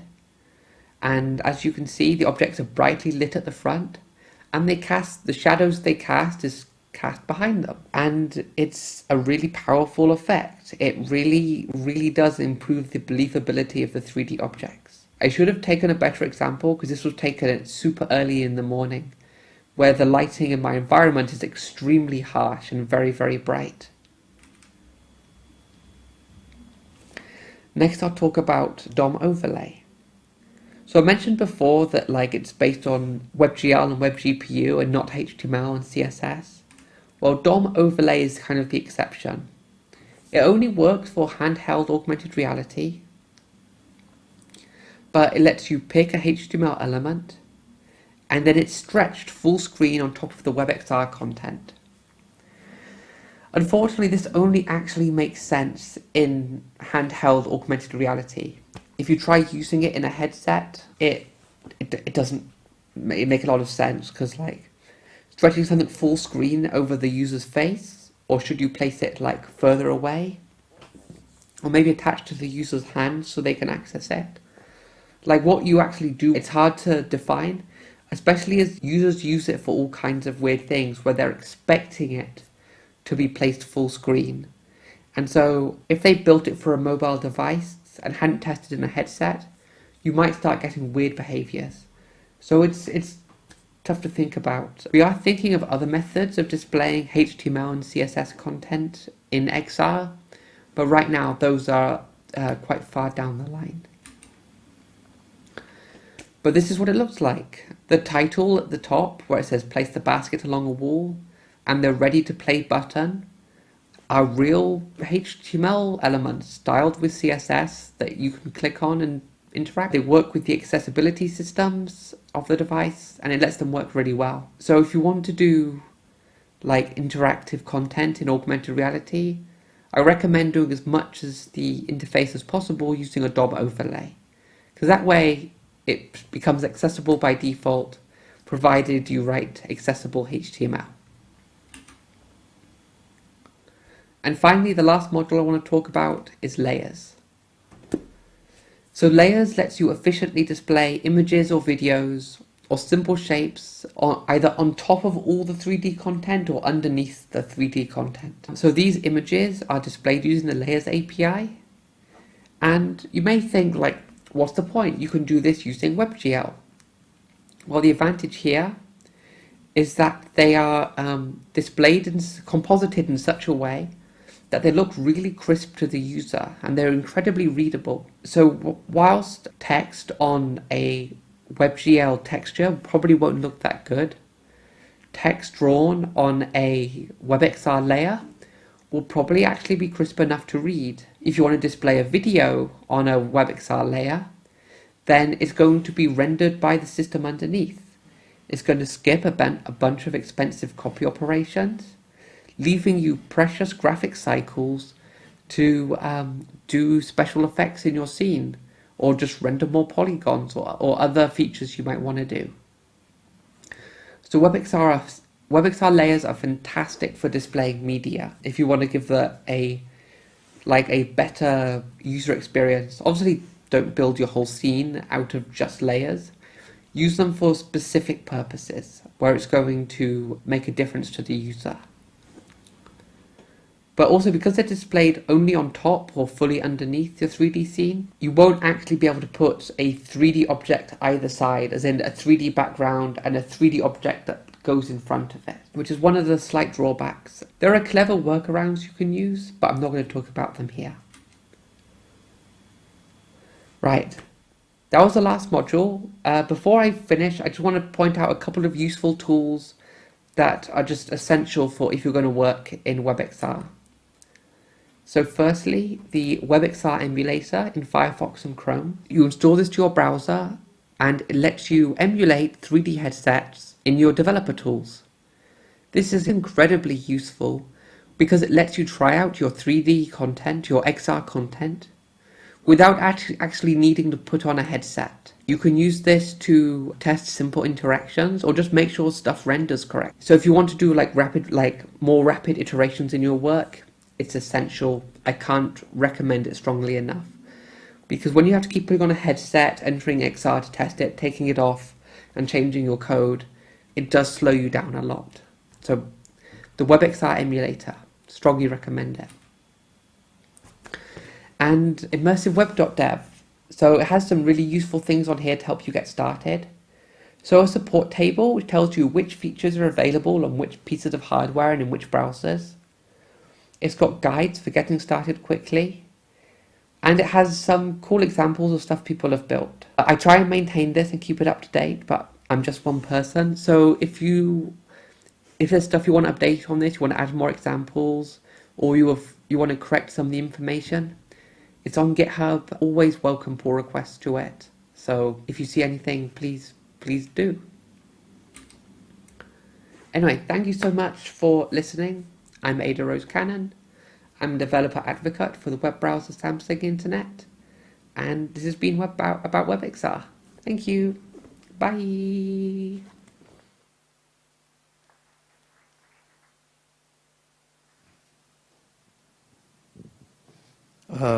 Thank you, Ada. I think we need to switch.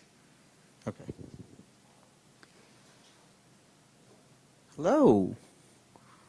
I'm not sure if it's stuck. Is it?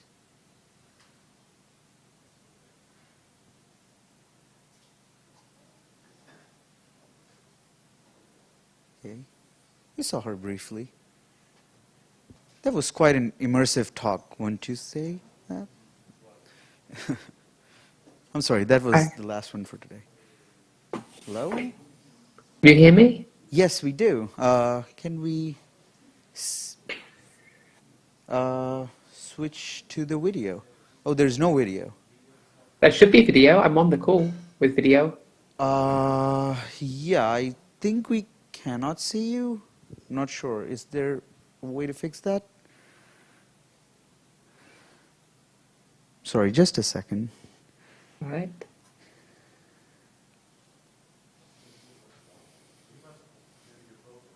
Okay. Ada, can you try turning off video and turning it on again? Maybe. All right. That usually works. That's.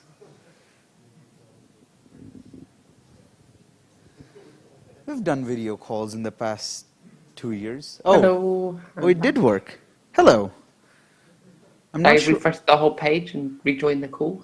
Okay. Well, thank you for your talk. It was. I'm not supposed to play favorites, but it was my favorite. I was just saying how immersive it was. I think we can open up from for questions from the crowd. But I have my questions, so I Sure. don't mind if I. One thing that I liked is that you talked about accessibility quite a few times within the presentation, specifically about accessibility within Webxr contexts. I feel that when generally about the discourse about Webxr or XR in general, people tend to talk a lot about use cases in special effects or video games or something, but I personally feel that Webxr could be used as a tool for greater accessibility. Like you could use displays and so on to provide accessibility technology. Have you seen any efforts in that direction, or is something being worked on? There is a great group called XR Access, and they've been doing a lot of research into, specifically like Dylan Fox is the person, like my go-to person for accessibility in XR. Like they've been doing amazing work. Yeah, so like generally the XR story for Webexr isn't actually amazing. It's because it's built from the ground up with WebGL. It encourages developers to have to rebuild everything from scratch, and that's not what we should be doing in the web. We are looking at like future APIs that will let developers do things more accessibly with Webexr. But yeah, like personally, like I don't think the accessibility story is great at the moment. Like you can build it yourself. There are tools in the web. There's voice synthesizers and stuff like that. But we should be hooking into existing accessibility technology and not encouraging developers to build it themselves. Sorry, that's not like a very positive answer. But it's okay. I'm glad that folks are working in that direction. I hope for a more accessible mixed reality web. One question that we have on the chat is, can you explain some examples of where people are using PE on the web to make great experiences that work on lots of hardware? So this question is largely academic at the moment. There is one XR device that has such incredible market saturation that there isn't a lot of variability in what people are using. And a lot of developers, and one thing you can do, and I've done some work to make this easier within the A-frame library, is you can make a single experience that works great on like handheld mobile phones, AR headsets, and VR headsets. I don't think I've seen many people actually building that, and probably one of my biggest drives today is to encourage XR developers to build in that fashion, because markets will shift. Like the predominant XR device probably won't always be a VR headset. It might eventually swing to becoming AR for smartphones or AR capable headsets. And so if developers want to build something that's going to last long into the future, they should probably build something that's going to be work across devices. I wish I could point you at like a single really good experience that just happens to work well in AR and VR. A couple of the demos I've built do actually work pretty well, but I don't think there's any like big or famous well-known ones. Thank you. Another question that I had was that I've been to a number of conferences at this point where usually there's a demo talk about Webexr, which is possibly the most interesting talk of the whole event. I'm sure you've seen many such demos at this point. Is there a favorite that you have? Oh, a favorite Webexr demo. I don't want to pick favorites. I'm friends with too many XR developers. There are some, I think, of just like the little ones I've seen. There is a really cute physics-based XR game where you just have to get the controllers and position blocks, and then it bounces a ball between all the blocks, and you have to get them to a particular goal. It's pretty simple, but it looks really good. It's just nicely polished and works really well. There's some. Actually, there was one that kind of blew me away, which was like someone did an oil paint renderer for WebGL, and so you can paint like oil painting in physics with physics-based oil paints. It's super cool. It's pretty amazing, and I don't have the URLs to hand. You might have to search for them, but they're pretty cool demos. Awesome, thanks. Do we have any further questions from the audience? Anyone? No? Yeah, Brian's on the chat saying Vuvik is obviously your favorite XR thing, right? You have to say that. But no, thank you so much, Ada, for your time and for your amazing talk. And yeah, can we have a huge round of applause?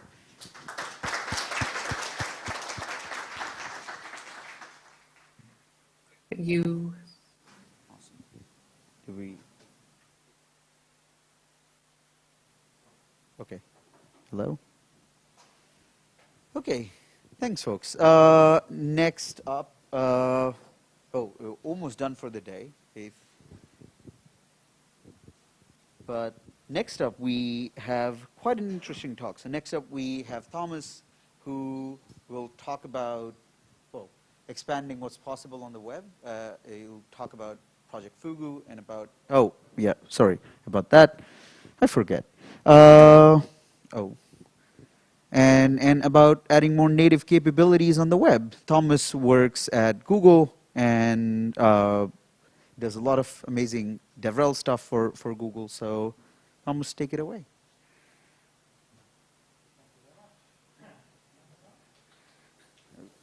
Yep. Okay.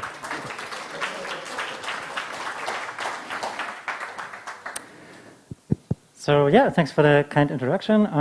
My name is Tom. You can find me on the internet at Tomayak, usually wearing a green hat like that. And yeah, today I want to talk about expanding what's possible on the web with Project Fugu. And I thought, how do I best illustrate this? What do we do in Fugu? What even is the reason for doing this? So I thought I will show you something that probably some of you have experienced in the past. So you've probably been there. You see an amazing logo like that, and it's in PNG. And actually, it is in PNG. You can go to GitHub and find it there. And you're like, wait, this should actually be an SVG. And this is text, so obviously it should probably be text in SVG, but let's just assume for the sake of the example, this were something graphical.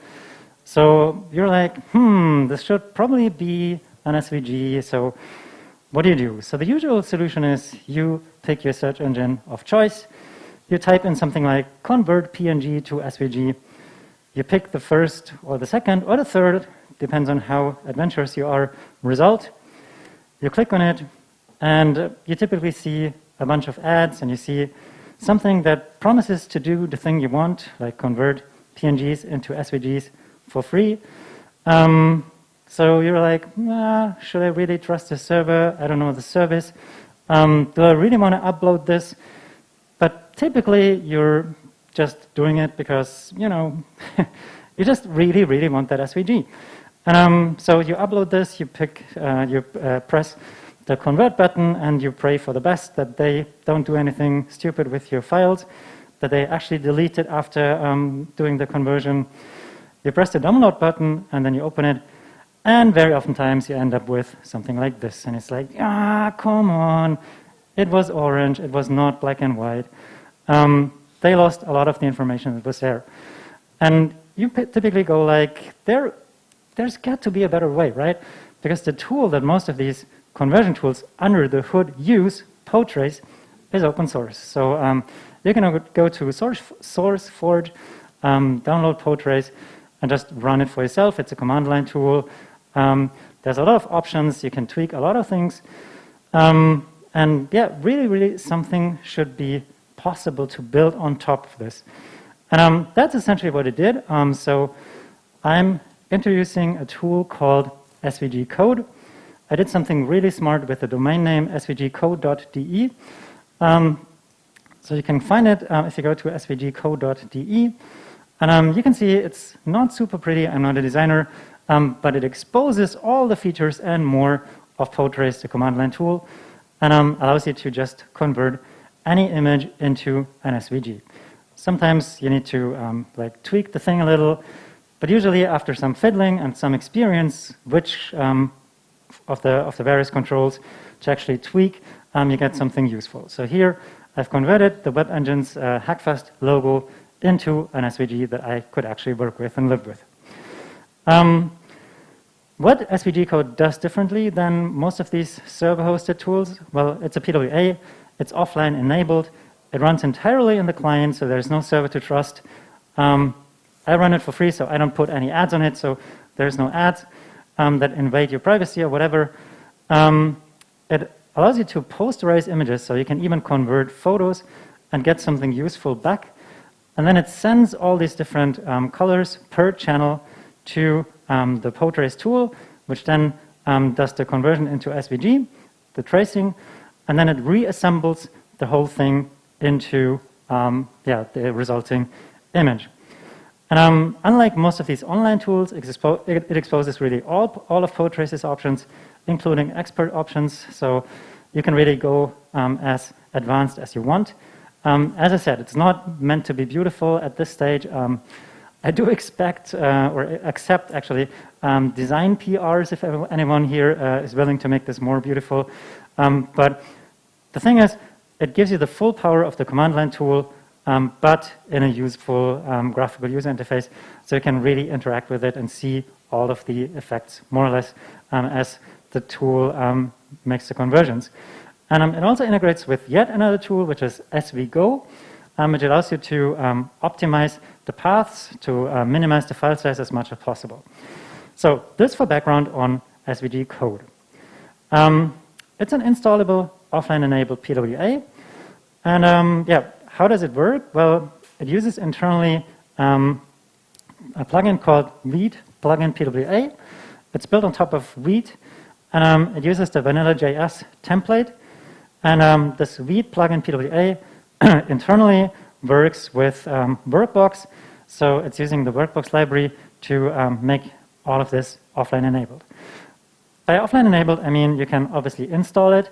So you can see here I've installed the application to my dock in Mac. And you can Alt-tab back and forward to it, of course, or Command-tab, depends on what operating system you use. So it feels like a real application.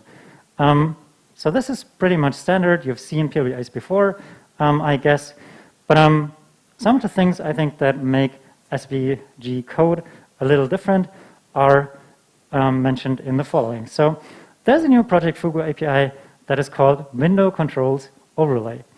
And if you're working on really small laptops, like if you remember those really tiny Asus ones, screen real estate really does matter. And typically also, like in many cases, when you look at the information that is in the title bar, you already know that you are running the SVG code application. There's no need for an actual title bar.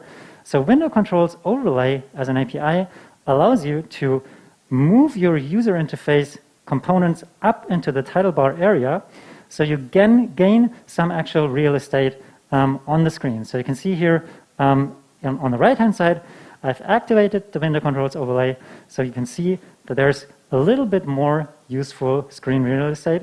So you can move up, for example, the menu buttons here. A lot of applications like VS Code, for example, also could move up something like the the controls for switching between the different editors, for example. So there's a lot of degree of freedom that you can use here. And the idea really is, let's just make use of the screen real estate, because most applications, when you look at the installed applications on Mac, on Windows, they don't really have title bars anymore. They just move a lot of the content up there to make the most out of the existing screen real estate. So if you have this, how do you actually use this? Well, the thing is, in your web app manifest, you need to tell the browser that you want to use this. There's a new display override field that you can use where you can tell the browser, I actually want to use window controls overlay. And then from your JavaScript code, you can listen to special events. In the concrete, a special event, in the concrete case, it's called geometry change. And this event fires when the geometry of the window changes. That is, let me just go back. In the title bar, you have this little chevron here. So if you click the chevron, you can see that the title bar will be modified. So the entire geometry of the application changes. And this event then allows you to change how your application looks like. So in my concrete case in SVG code, there's first this field that just tells me if the window controls overlay is visible. And if it is visible, I need to toggle my class list for window controls overlay to visible or not. And I do this on menu and on main. What this does is, like graphically speaking, moving up the title bar area from here, the menu from here into the title bar so that it now appears here. And that's essentially all it does in this concrete case. So you need to just listen for this event and then adapt your existing user interface by switching some CSS classes, for example. So you just encode in your CSS the two possible positions using the title bar area or not. Right, so this is something that the user can control. It's not something that will automatically be changed. There's some thinking, for example, Microsoft have been, I think, playing with this when you have a PWA on the store, that they would then automatically, sort of programmatically click this chevron or even make it go away so that some PWAs that you download from the store won't have this title bar area to begin with, but already start with the fully controlled overlay variant. But right now, if you just go from an application in the tab to an installed PWA, you still need to manually click this. But a lot of developers complain about it. A lot of users don't really expect that this is something that they can change. So there's some thinking around, should this maybe be available from the start without a manual user activation? But of course, with all these things, there's always a risk of someone doing something malicious with it. So there's a lot of thinking also from the security teams, from different browser vendors involved, if this actually should be a thing or not. But there's thinking in this direction. Right. So the next thing is, I want to talk about the File System Access API. As you can imagine, since there is no server, there's no upload, but you obviously still want to open files with this application. So in the concrete case, you can click this Open File button here. And the File System Access API is not yet supported in all browsers. So internally, we use a library called Browser-FS Access that is sort of a pony fill that allows you to use the File System Access API when it's available, and it falls back to the input type file and the A download attribute fallbacks if the API is not supported.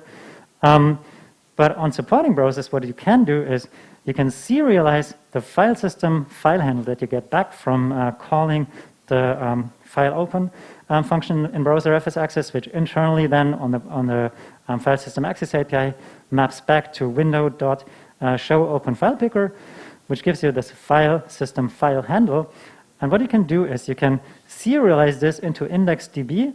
So when the user reloads the application, you can bring them back to where they left off. So in the concrete case, you can see here, this application is asking if the user wants to continue where they left off with the file web engine hackfest logo.png. And if the user says yes, they will be brought back right into the state that they were before with the open application. You can imagine for an application like VS Code, VSCode.dev is the like web accessible version of VS Code. This can be very useful if you can just reload your application and restore all the access to all the files that you had open in the past. And by the way, this also works with drag and drop, which is pretty powerful. So if you drag and drop an image into SVG code, you can also get a file system file handle and serialize it into IndexedDB. So how does this look like?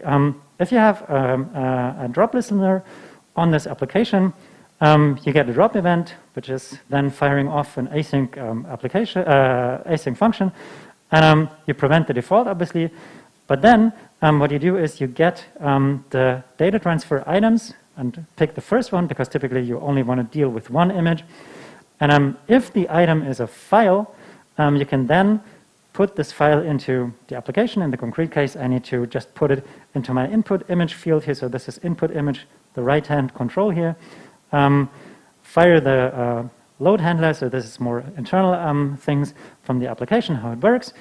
But what you then get is, from this item, there's a new function called getAsFileSystemHandle, which gives you the file handle back, which you can then use to serialize this handle to the disk, or to IndexedDB actually.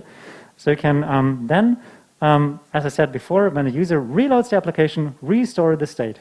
In a concrete case, it's maybe not super useful. It's more something that you can show off. But you can imagine for a lot of use cases where you actually want to deal with the file that you've been working on, it makes a lot of sense to allow the user to restore from IndexedDB where they left off. The next thing I want to talk about is the async clipboard API. And the SVG code application is fully integrated with the operating system's clipboard via this API. What does this mean? Well, essentially, if you have the macOS Explorer, you can right-click any image file and say, I want to copy this.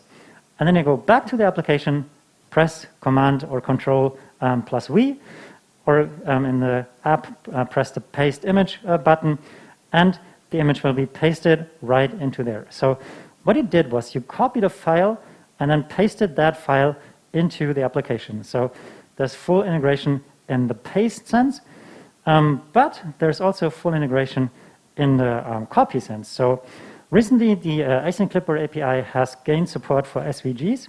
So you can make your conversion in SVG code. In this case, that's the logo that I've converted. And then you can copy the SVG and paste it into another application. So here on the right-hand side, you can see this is an app called Boxy SVG, which is likewise a PWA. And you can paste the SVG from one application into the other. And like that really work hand in hand from one app into the other.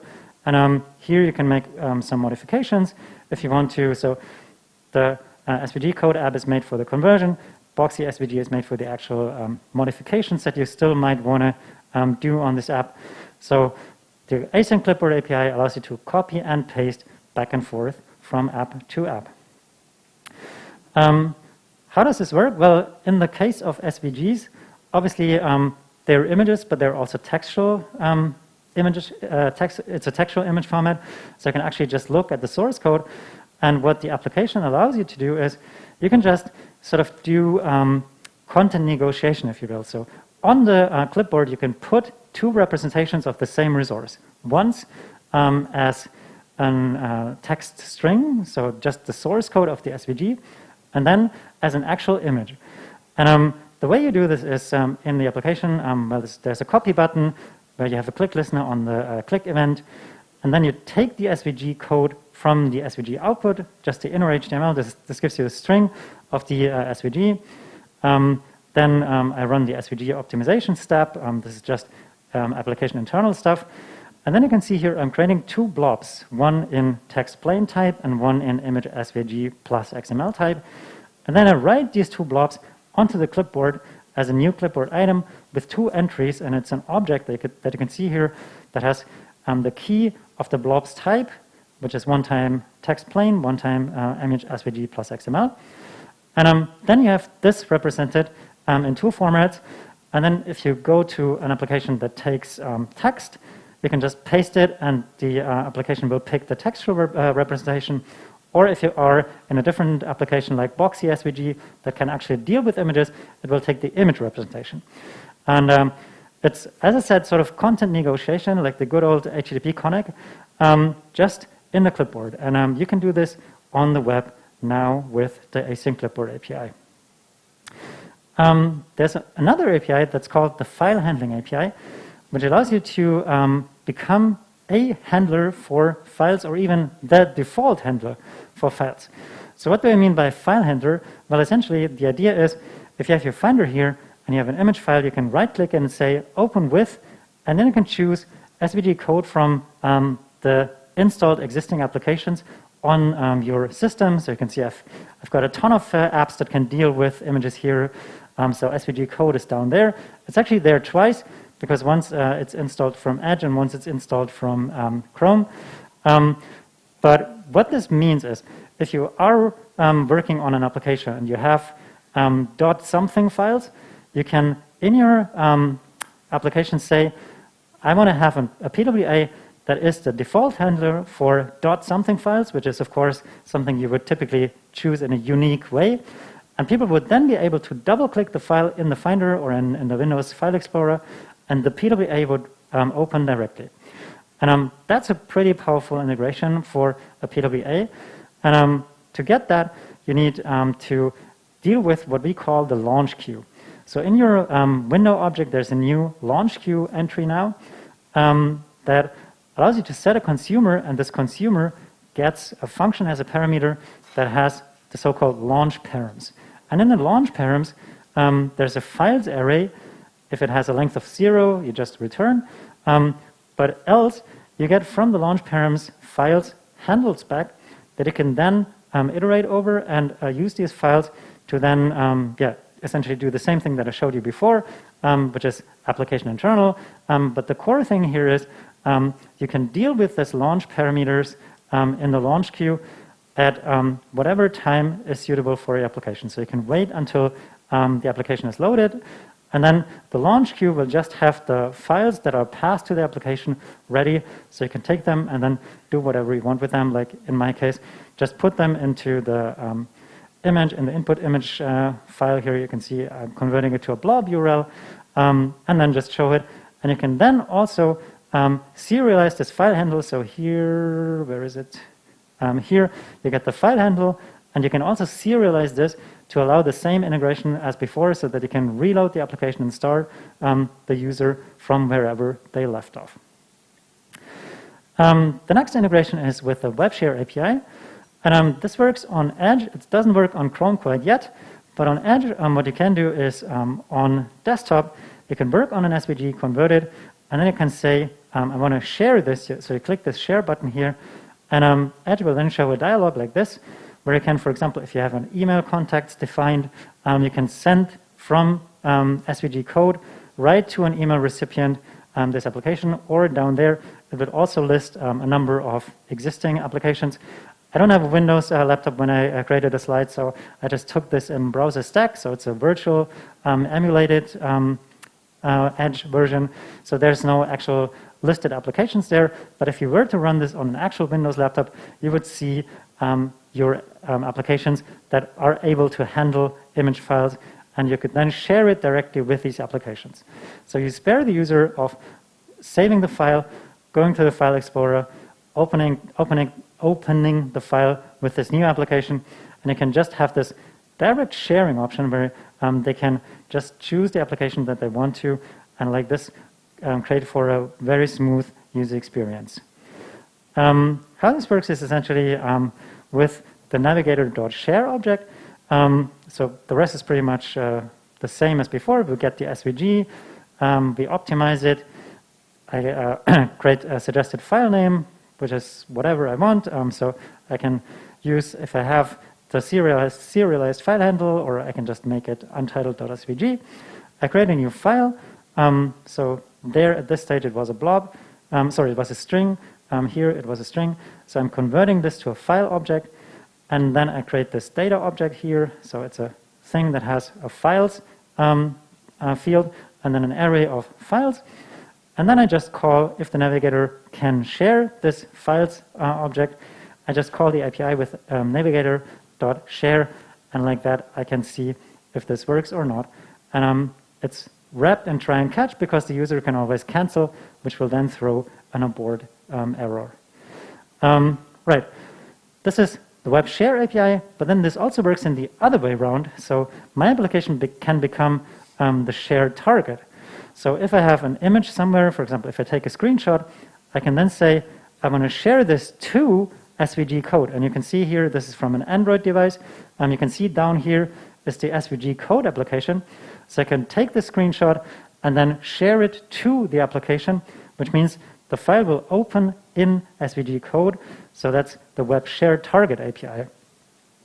How this works is with an entry in the web app manifest, where you say share target, and then it's essentially just marked up as a form. So you can say my action should be svgco.de/share-target, which is not a path that actually exists. We will see this in a second, but it's a specially minted URL.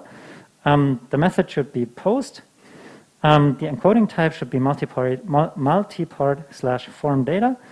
And then you give it params, and the params are files, and the name is something image. And it should accept JPEGs, PNGs, WebP, and GIF. I could add AVIF or whatever. And that's essentially it. And then how do you deal with this shared target? Well, in the service worker. In a service worker, you just create this particular handler for the fetch event. So here, if the request ends with share target, and if the method is post, then I enter this special path here in my fetch handler.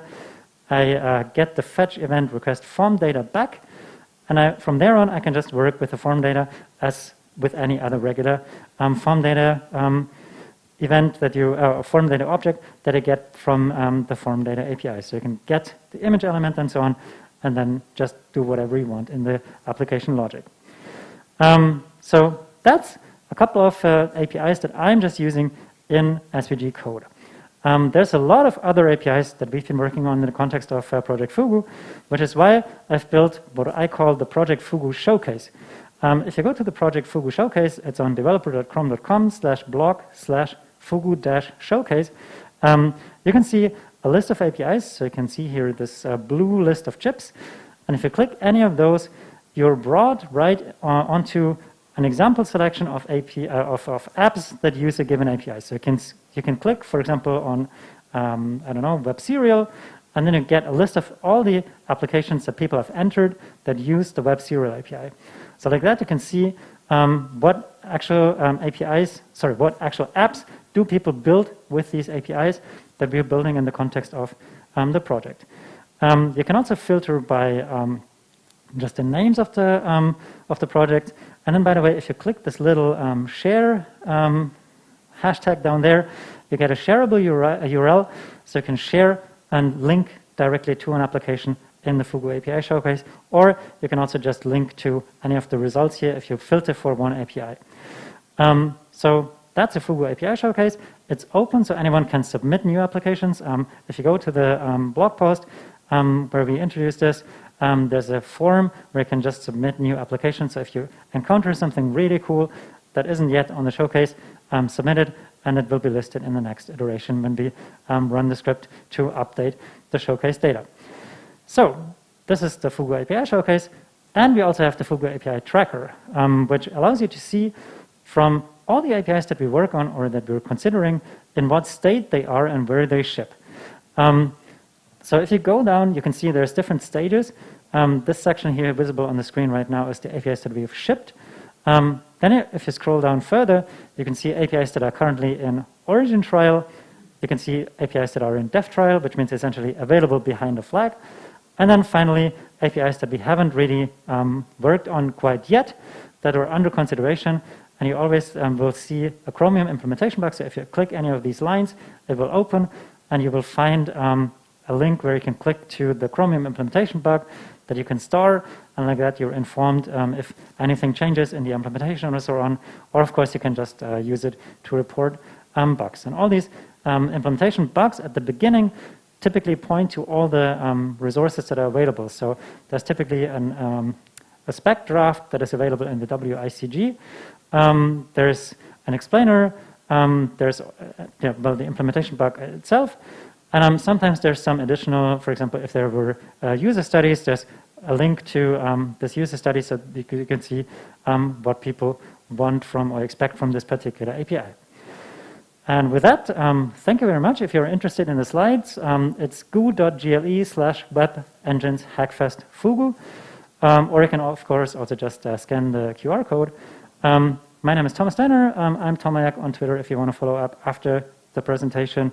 And I guess we have a couple of minutes left for Q&A. Thank you very much for listening. Thank you, Thomas. Oh, wow. Is that an answer or a question? I hope it's not a question. It's huge. Thank you. Well, I suppose you get this one a lot, but I'll ask anyway. Why did you name the...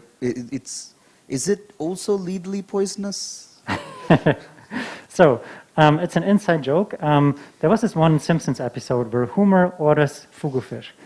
And people who know fugu fish, it's a delicious fish, but only if you cut it right. If you cut it wrong, it's poisonous, it's deadly, it will kill you. And of course, Homer thinks that he's going to die, so he's like living his his supposedly last couple of hours, but then of course he survives. But it's kind of a hat tip to the point of what these APIs enable.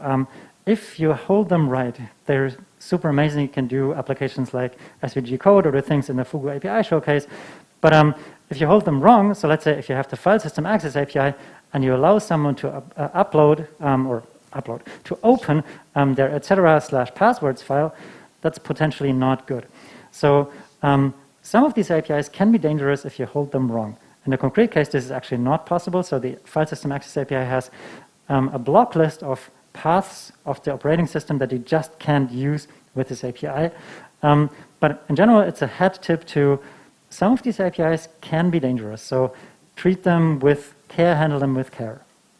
Thank you. It seems that you answered my second question as well.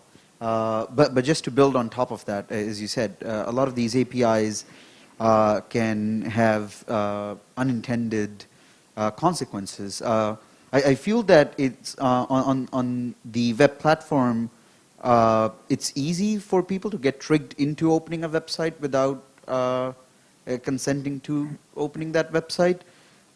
So what's the process like when you consider new APIs? Like, how do you make sure that they aren't exposing people or sort of minimizing the harm? So there's different categories of risk.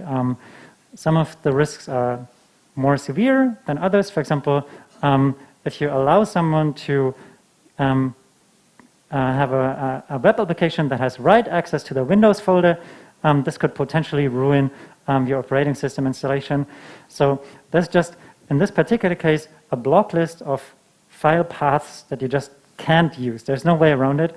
So this is sort of a very strict security measure for the file system access API. There's a lot of prompting. So if you want to open a file and then write to it, there's a prompt that tells the user, hey, this application is going to write to this file. Is this fine or not? So this is another example, so prompts. And some APIs, for example, the Web USB API, allow you to talk to hardware devices that are connected to the computer. And there was one fault or bug where people could write to, I think I have one, yeah, here we go, to UB keys like this that are USB enabled. And this was a bug, it was disclosed. And in the end, we ended up just saying, okay, if this particular device category is plugged into the computer, it will just not be exposed to Web USB. So that's yet another way of just dealing with the consequences of something that can be potentially harmful. Thank you. Well, One question that we had on the chat, I think it's been answered somewhat, but I'd like to hear. You talked about window controls overlay. Would that the problems that you're trying to solve with it, would container queries solve that issue for you?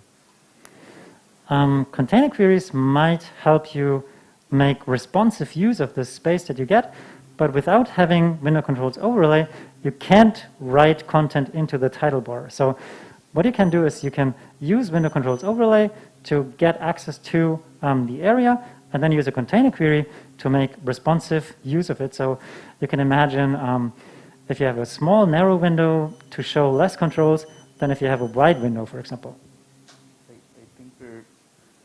I think we're breathing too much. We're out of time? We need to tone it down. No. Thank you. Well, another question we have is that Project Fugu looks like an incubator for many new APIs, like the Contacts API or the File System API, that sort of bridge the gap between different platforms. Do you feel that someday we'll have some sort of parity or a common denominator of capabilities between different platforms and environments? So we're seeing adoption for some of these APIs. For example, the Webxr API is something that is also supported by Safari. So if you load SVG code on an iPhone, you can actually share SVGs that you create with it using the Webxr API. There's other APIs that just people, browser vendors, different from Chrome or Edge or Chromium in general, like the engine, don't want to implement. And that's absolutely fine too. So what we preach with all of these APIs, use them as progressive enhancement. So in the concrete case, if you look at the code, I'm not forcing the user to download any code in SVG code that their browser doesn't support. It will only load the supported set of features that are exposed on each platform. Will we ever come to a point where all browsers will agree? I don't think so, just because the differentiation between all these different browsers is just too big. For some features, like for example, window controls overlay, if you think about Firefox, unfortunately, in my opinion, stopped this whole notion of installable web apps. So if you don't have an installable web app, of course, there's probably no window controls overlay because you're running in a tab. So there's a precondition that just isn't met for some of these APIs. There's other APIs, for example, Contact Picker, which you mentioned, which is implemented and works fine in Safari, but it's still behind the flag. So if you go to the experimental settings and activate it, you can see it just works fine. It might be exposed at some point to developers or actual end users, but right now it's not quite yet. So I think whenever you work with Fugu APIs, progressive enhancement and in general, just very defensive programming is something that you should definitely consider and just use as a habit. Thank you. One thing that I found really interesting in the code examples was the content negotiation in the clipboard API. I had no idea that was possible. Does that work across platforms? This starts to work across platforms. So actually, if you look at the code of the copy and paste example, it's horrible right now, just because different versions of Chrome did different things, allowed for different things. Safari allows for some things, but forces you to do things differently. So there's a lot of very active development right now in the editing working group at the W3c to unite on a shared behavior.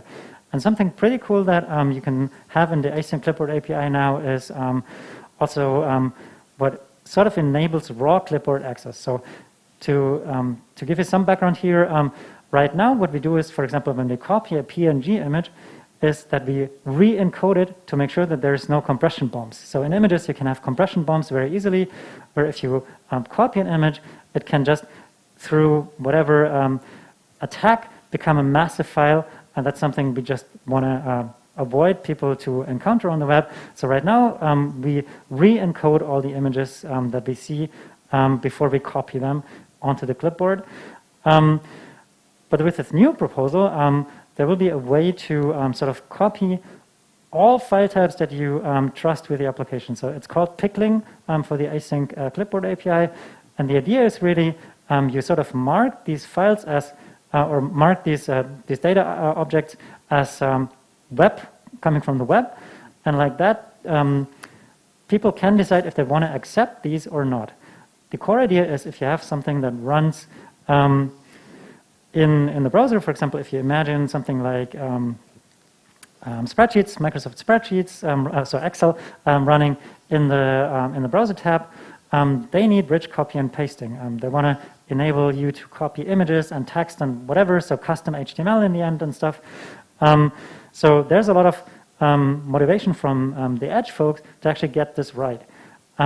Obviously also for Google, Google has the Workplace tool of, or set of tools for modifying Office kind of content. So there's a lot of joint effort in getting this sort of raw clipboard access, but in a safe way working. Yeah, that's very actively developing as we're talking, actually. Yeah, thank you. And on the operating system side, I know that you, well, Chrome's, for example, supports a number of very diverse operating systems, including basically all Linux desktops, which might or might not have, for example, a similar implementation of a clipboard, which, so how does it work with that?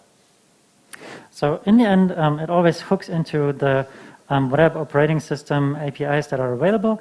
I'm personally not an expert in like how they do about the JavaScript side. I cannot talk to you about the operating system side. But I know that whenever there's talks about how to standardize a feature like raw clipboard access in a safe way, they always make sure that it's actually also practically possible. So specifying something that then cannot be done on a major platform is, of course, helpful to no one. So there's operating system experts from all different operating systems typically involved in these discussions about standardization. But how the concrete things work, you need to talk to someone who is actually on the operating system side. But yeah, the objective is always to make it work on all operating systems, not just in theory, but also in practice.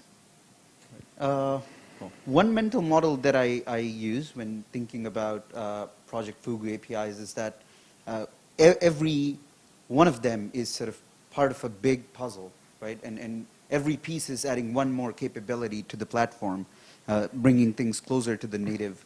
But there's only so much that you can do at a time, right? So what is, in your opinion, the one capability that enables the most things at the moment? So I think right now it's probably file system access, because it makes a lot of things that people do on traditional applications possible on the web, like the VS Code case. If you have Photoshop on the web, you want to edit an image on your disk.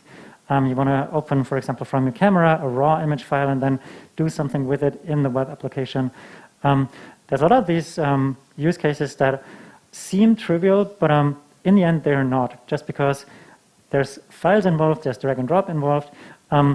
Ideally, once you install a PWA and you have this magic moment of double-clicking a file of .something, whatever extension, and it opens in the PWA, you sort of forget that it's running on the web in the end. I want to also highlight another point, because you mentioned native applications. Electron is a big framework for building native applications in a cross-platform way. But interestingly, Electron is also a very, very active Fugu member in the sense of that they actively use Fugu APIs. This may sound counterintuitive, maybe, but a lot of people use, for example, Electron APIs to get access to Bluetooth devices. And before Web Bluetooth was a thing, or Web Serial, for example, people had to pull in, like the Electron folks, had to pull in node libraries that would work with Web Serial on the node level. And by having web access to Web Serial, what Electron does is they get rid of yet another dependency. So each Electron application becomes smaller because they can internally just use the web exposed API. And that's something that initially was completely unexpected to me. Like, why would Electron be a friend of Fugu if essentially some people could say this is like killing Electron in the long term because people can just do what they want on the web. But we're good friends, actually, and that's great. Because, yeah, all of these dependencies that they don't need to pull in makes their application smaller, and that's a win-win situation for both. Great, thank you. Do we have, okay. I have a very stupid question. Yeah, so you told a few times like Fugu interfaces or Fugu something, Fugu this, Fugu that. Does Fugu exist as a word and maybe a namespace name or whatever in the anywhere in the code, or so? How does it exist in terms of something which is named Fugu when I program, when I do some calls or something like this, or is it just kind of the collective name for some interfaces which exist elsewhere? It has started as an internal code name for this entire idea of bridging the gap between native applications and things you can do on the web.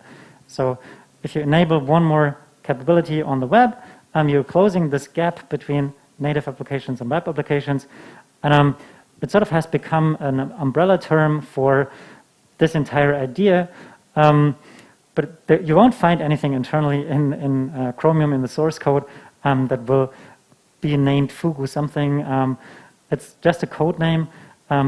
Officially, the project is called the Capabilities Project, but people sort of seem to like the Fugu idea. There's also the Fugu fish as the icon. So I have it, I think, on the first slide. La la la. Here we go.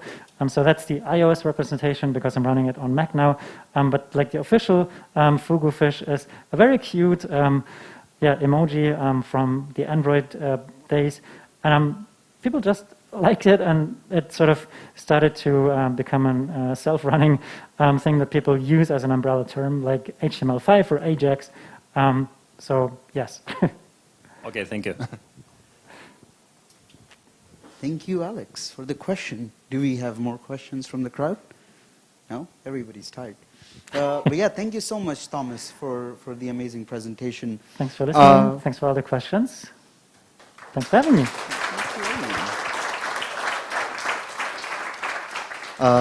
And that's all that we have on the agenda for today. I suppose we'll meet tomorrow unless you want to join us for the walking tour of the city. So if you're new to the city or just want to go walk with us, the walking tour leaves from the front door, I think, in a few minutes. Yeah. So yeah, let's see you around. Thank you.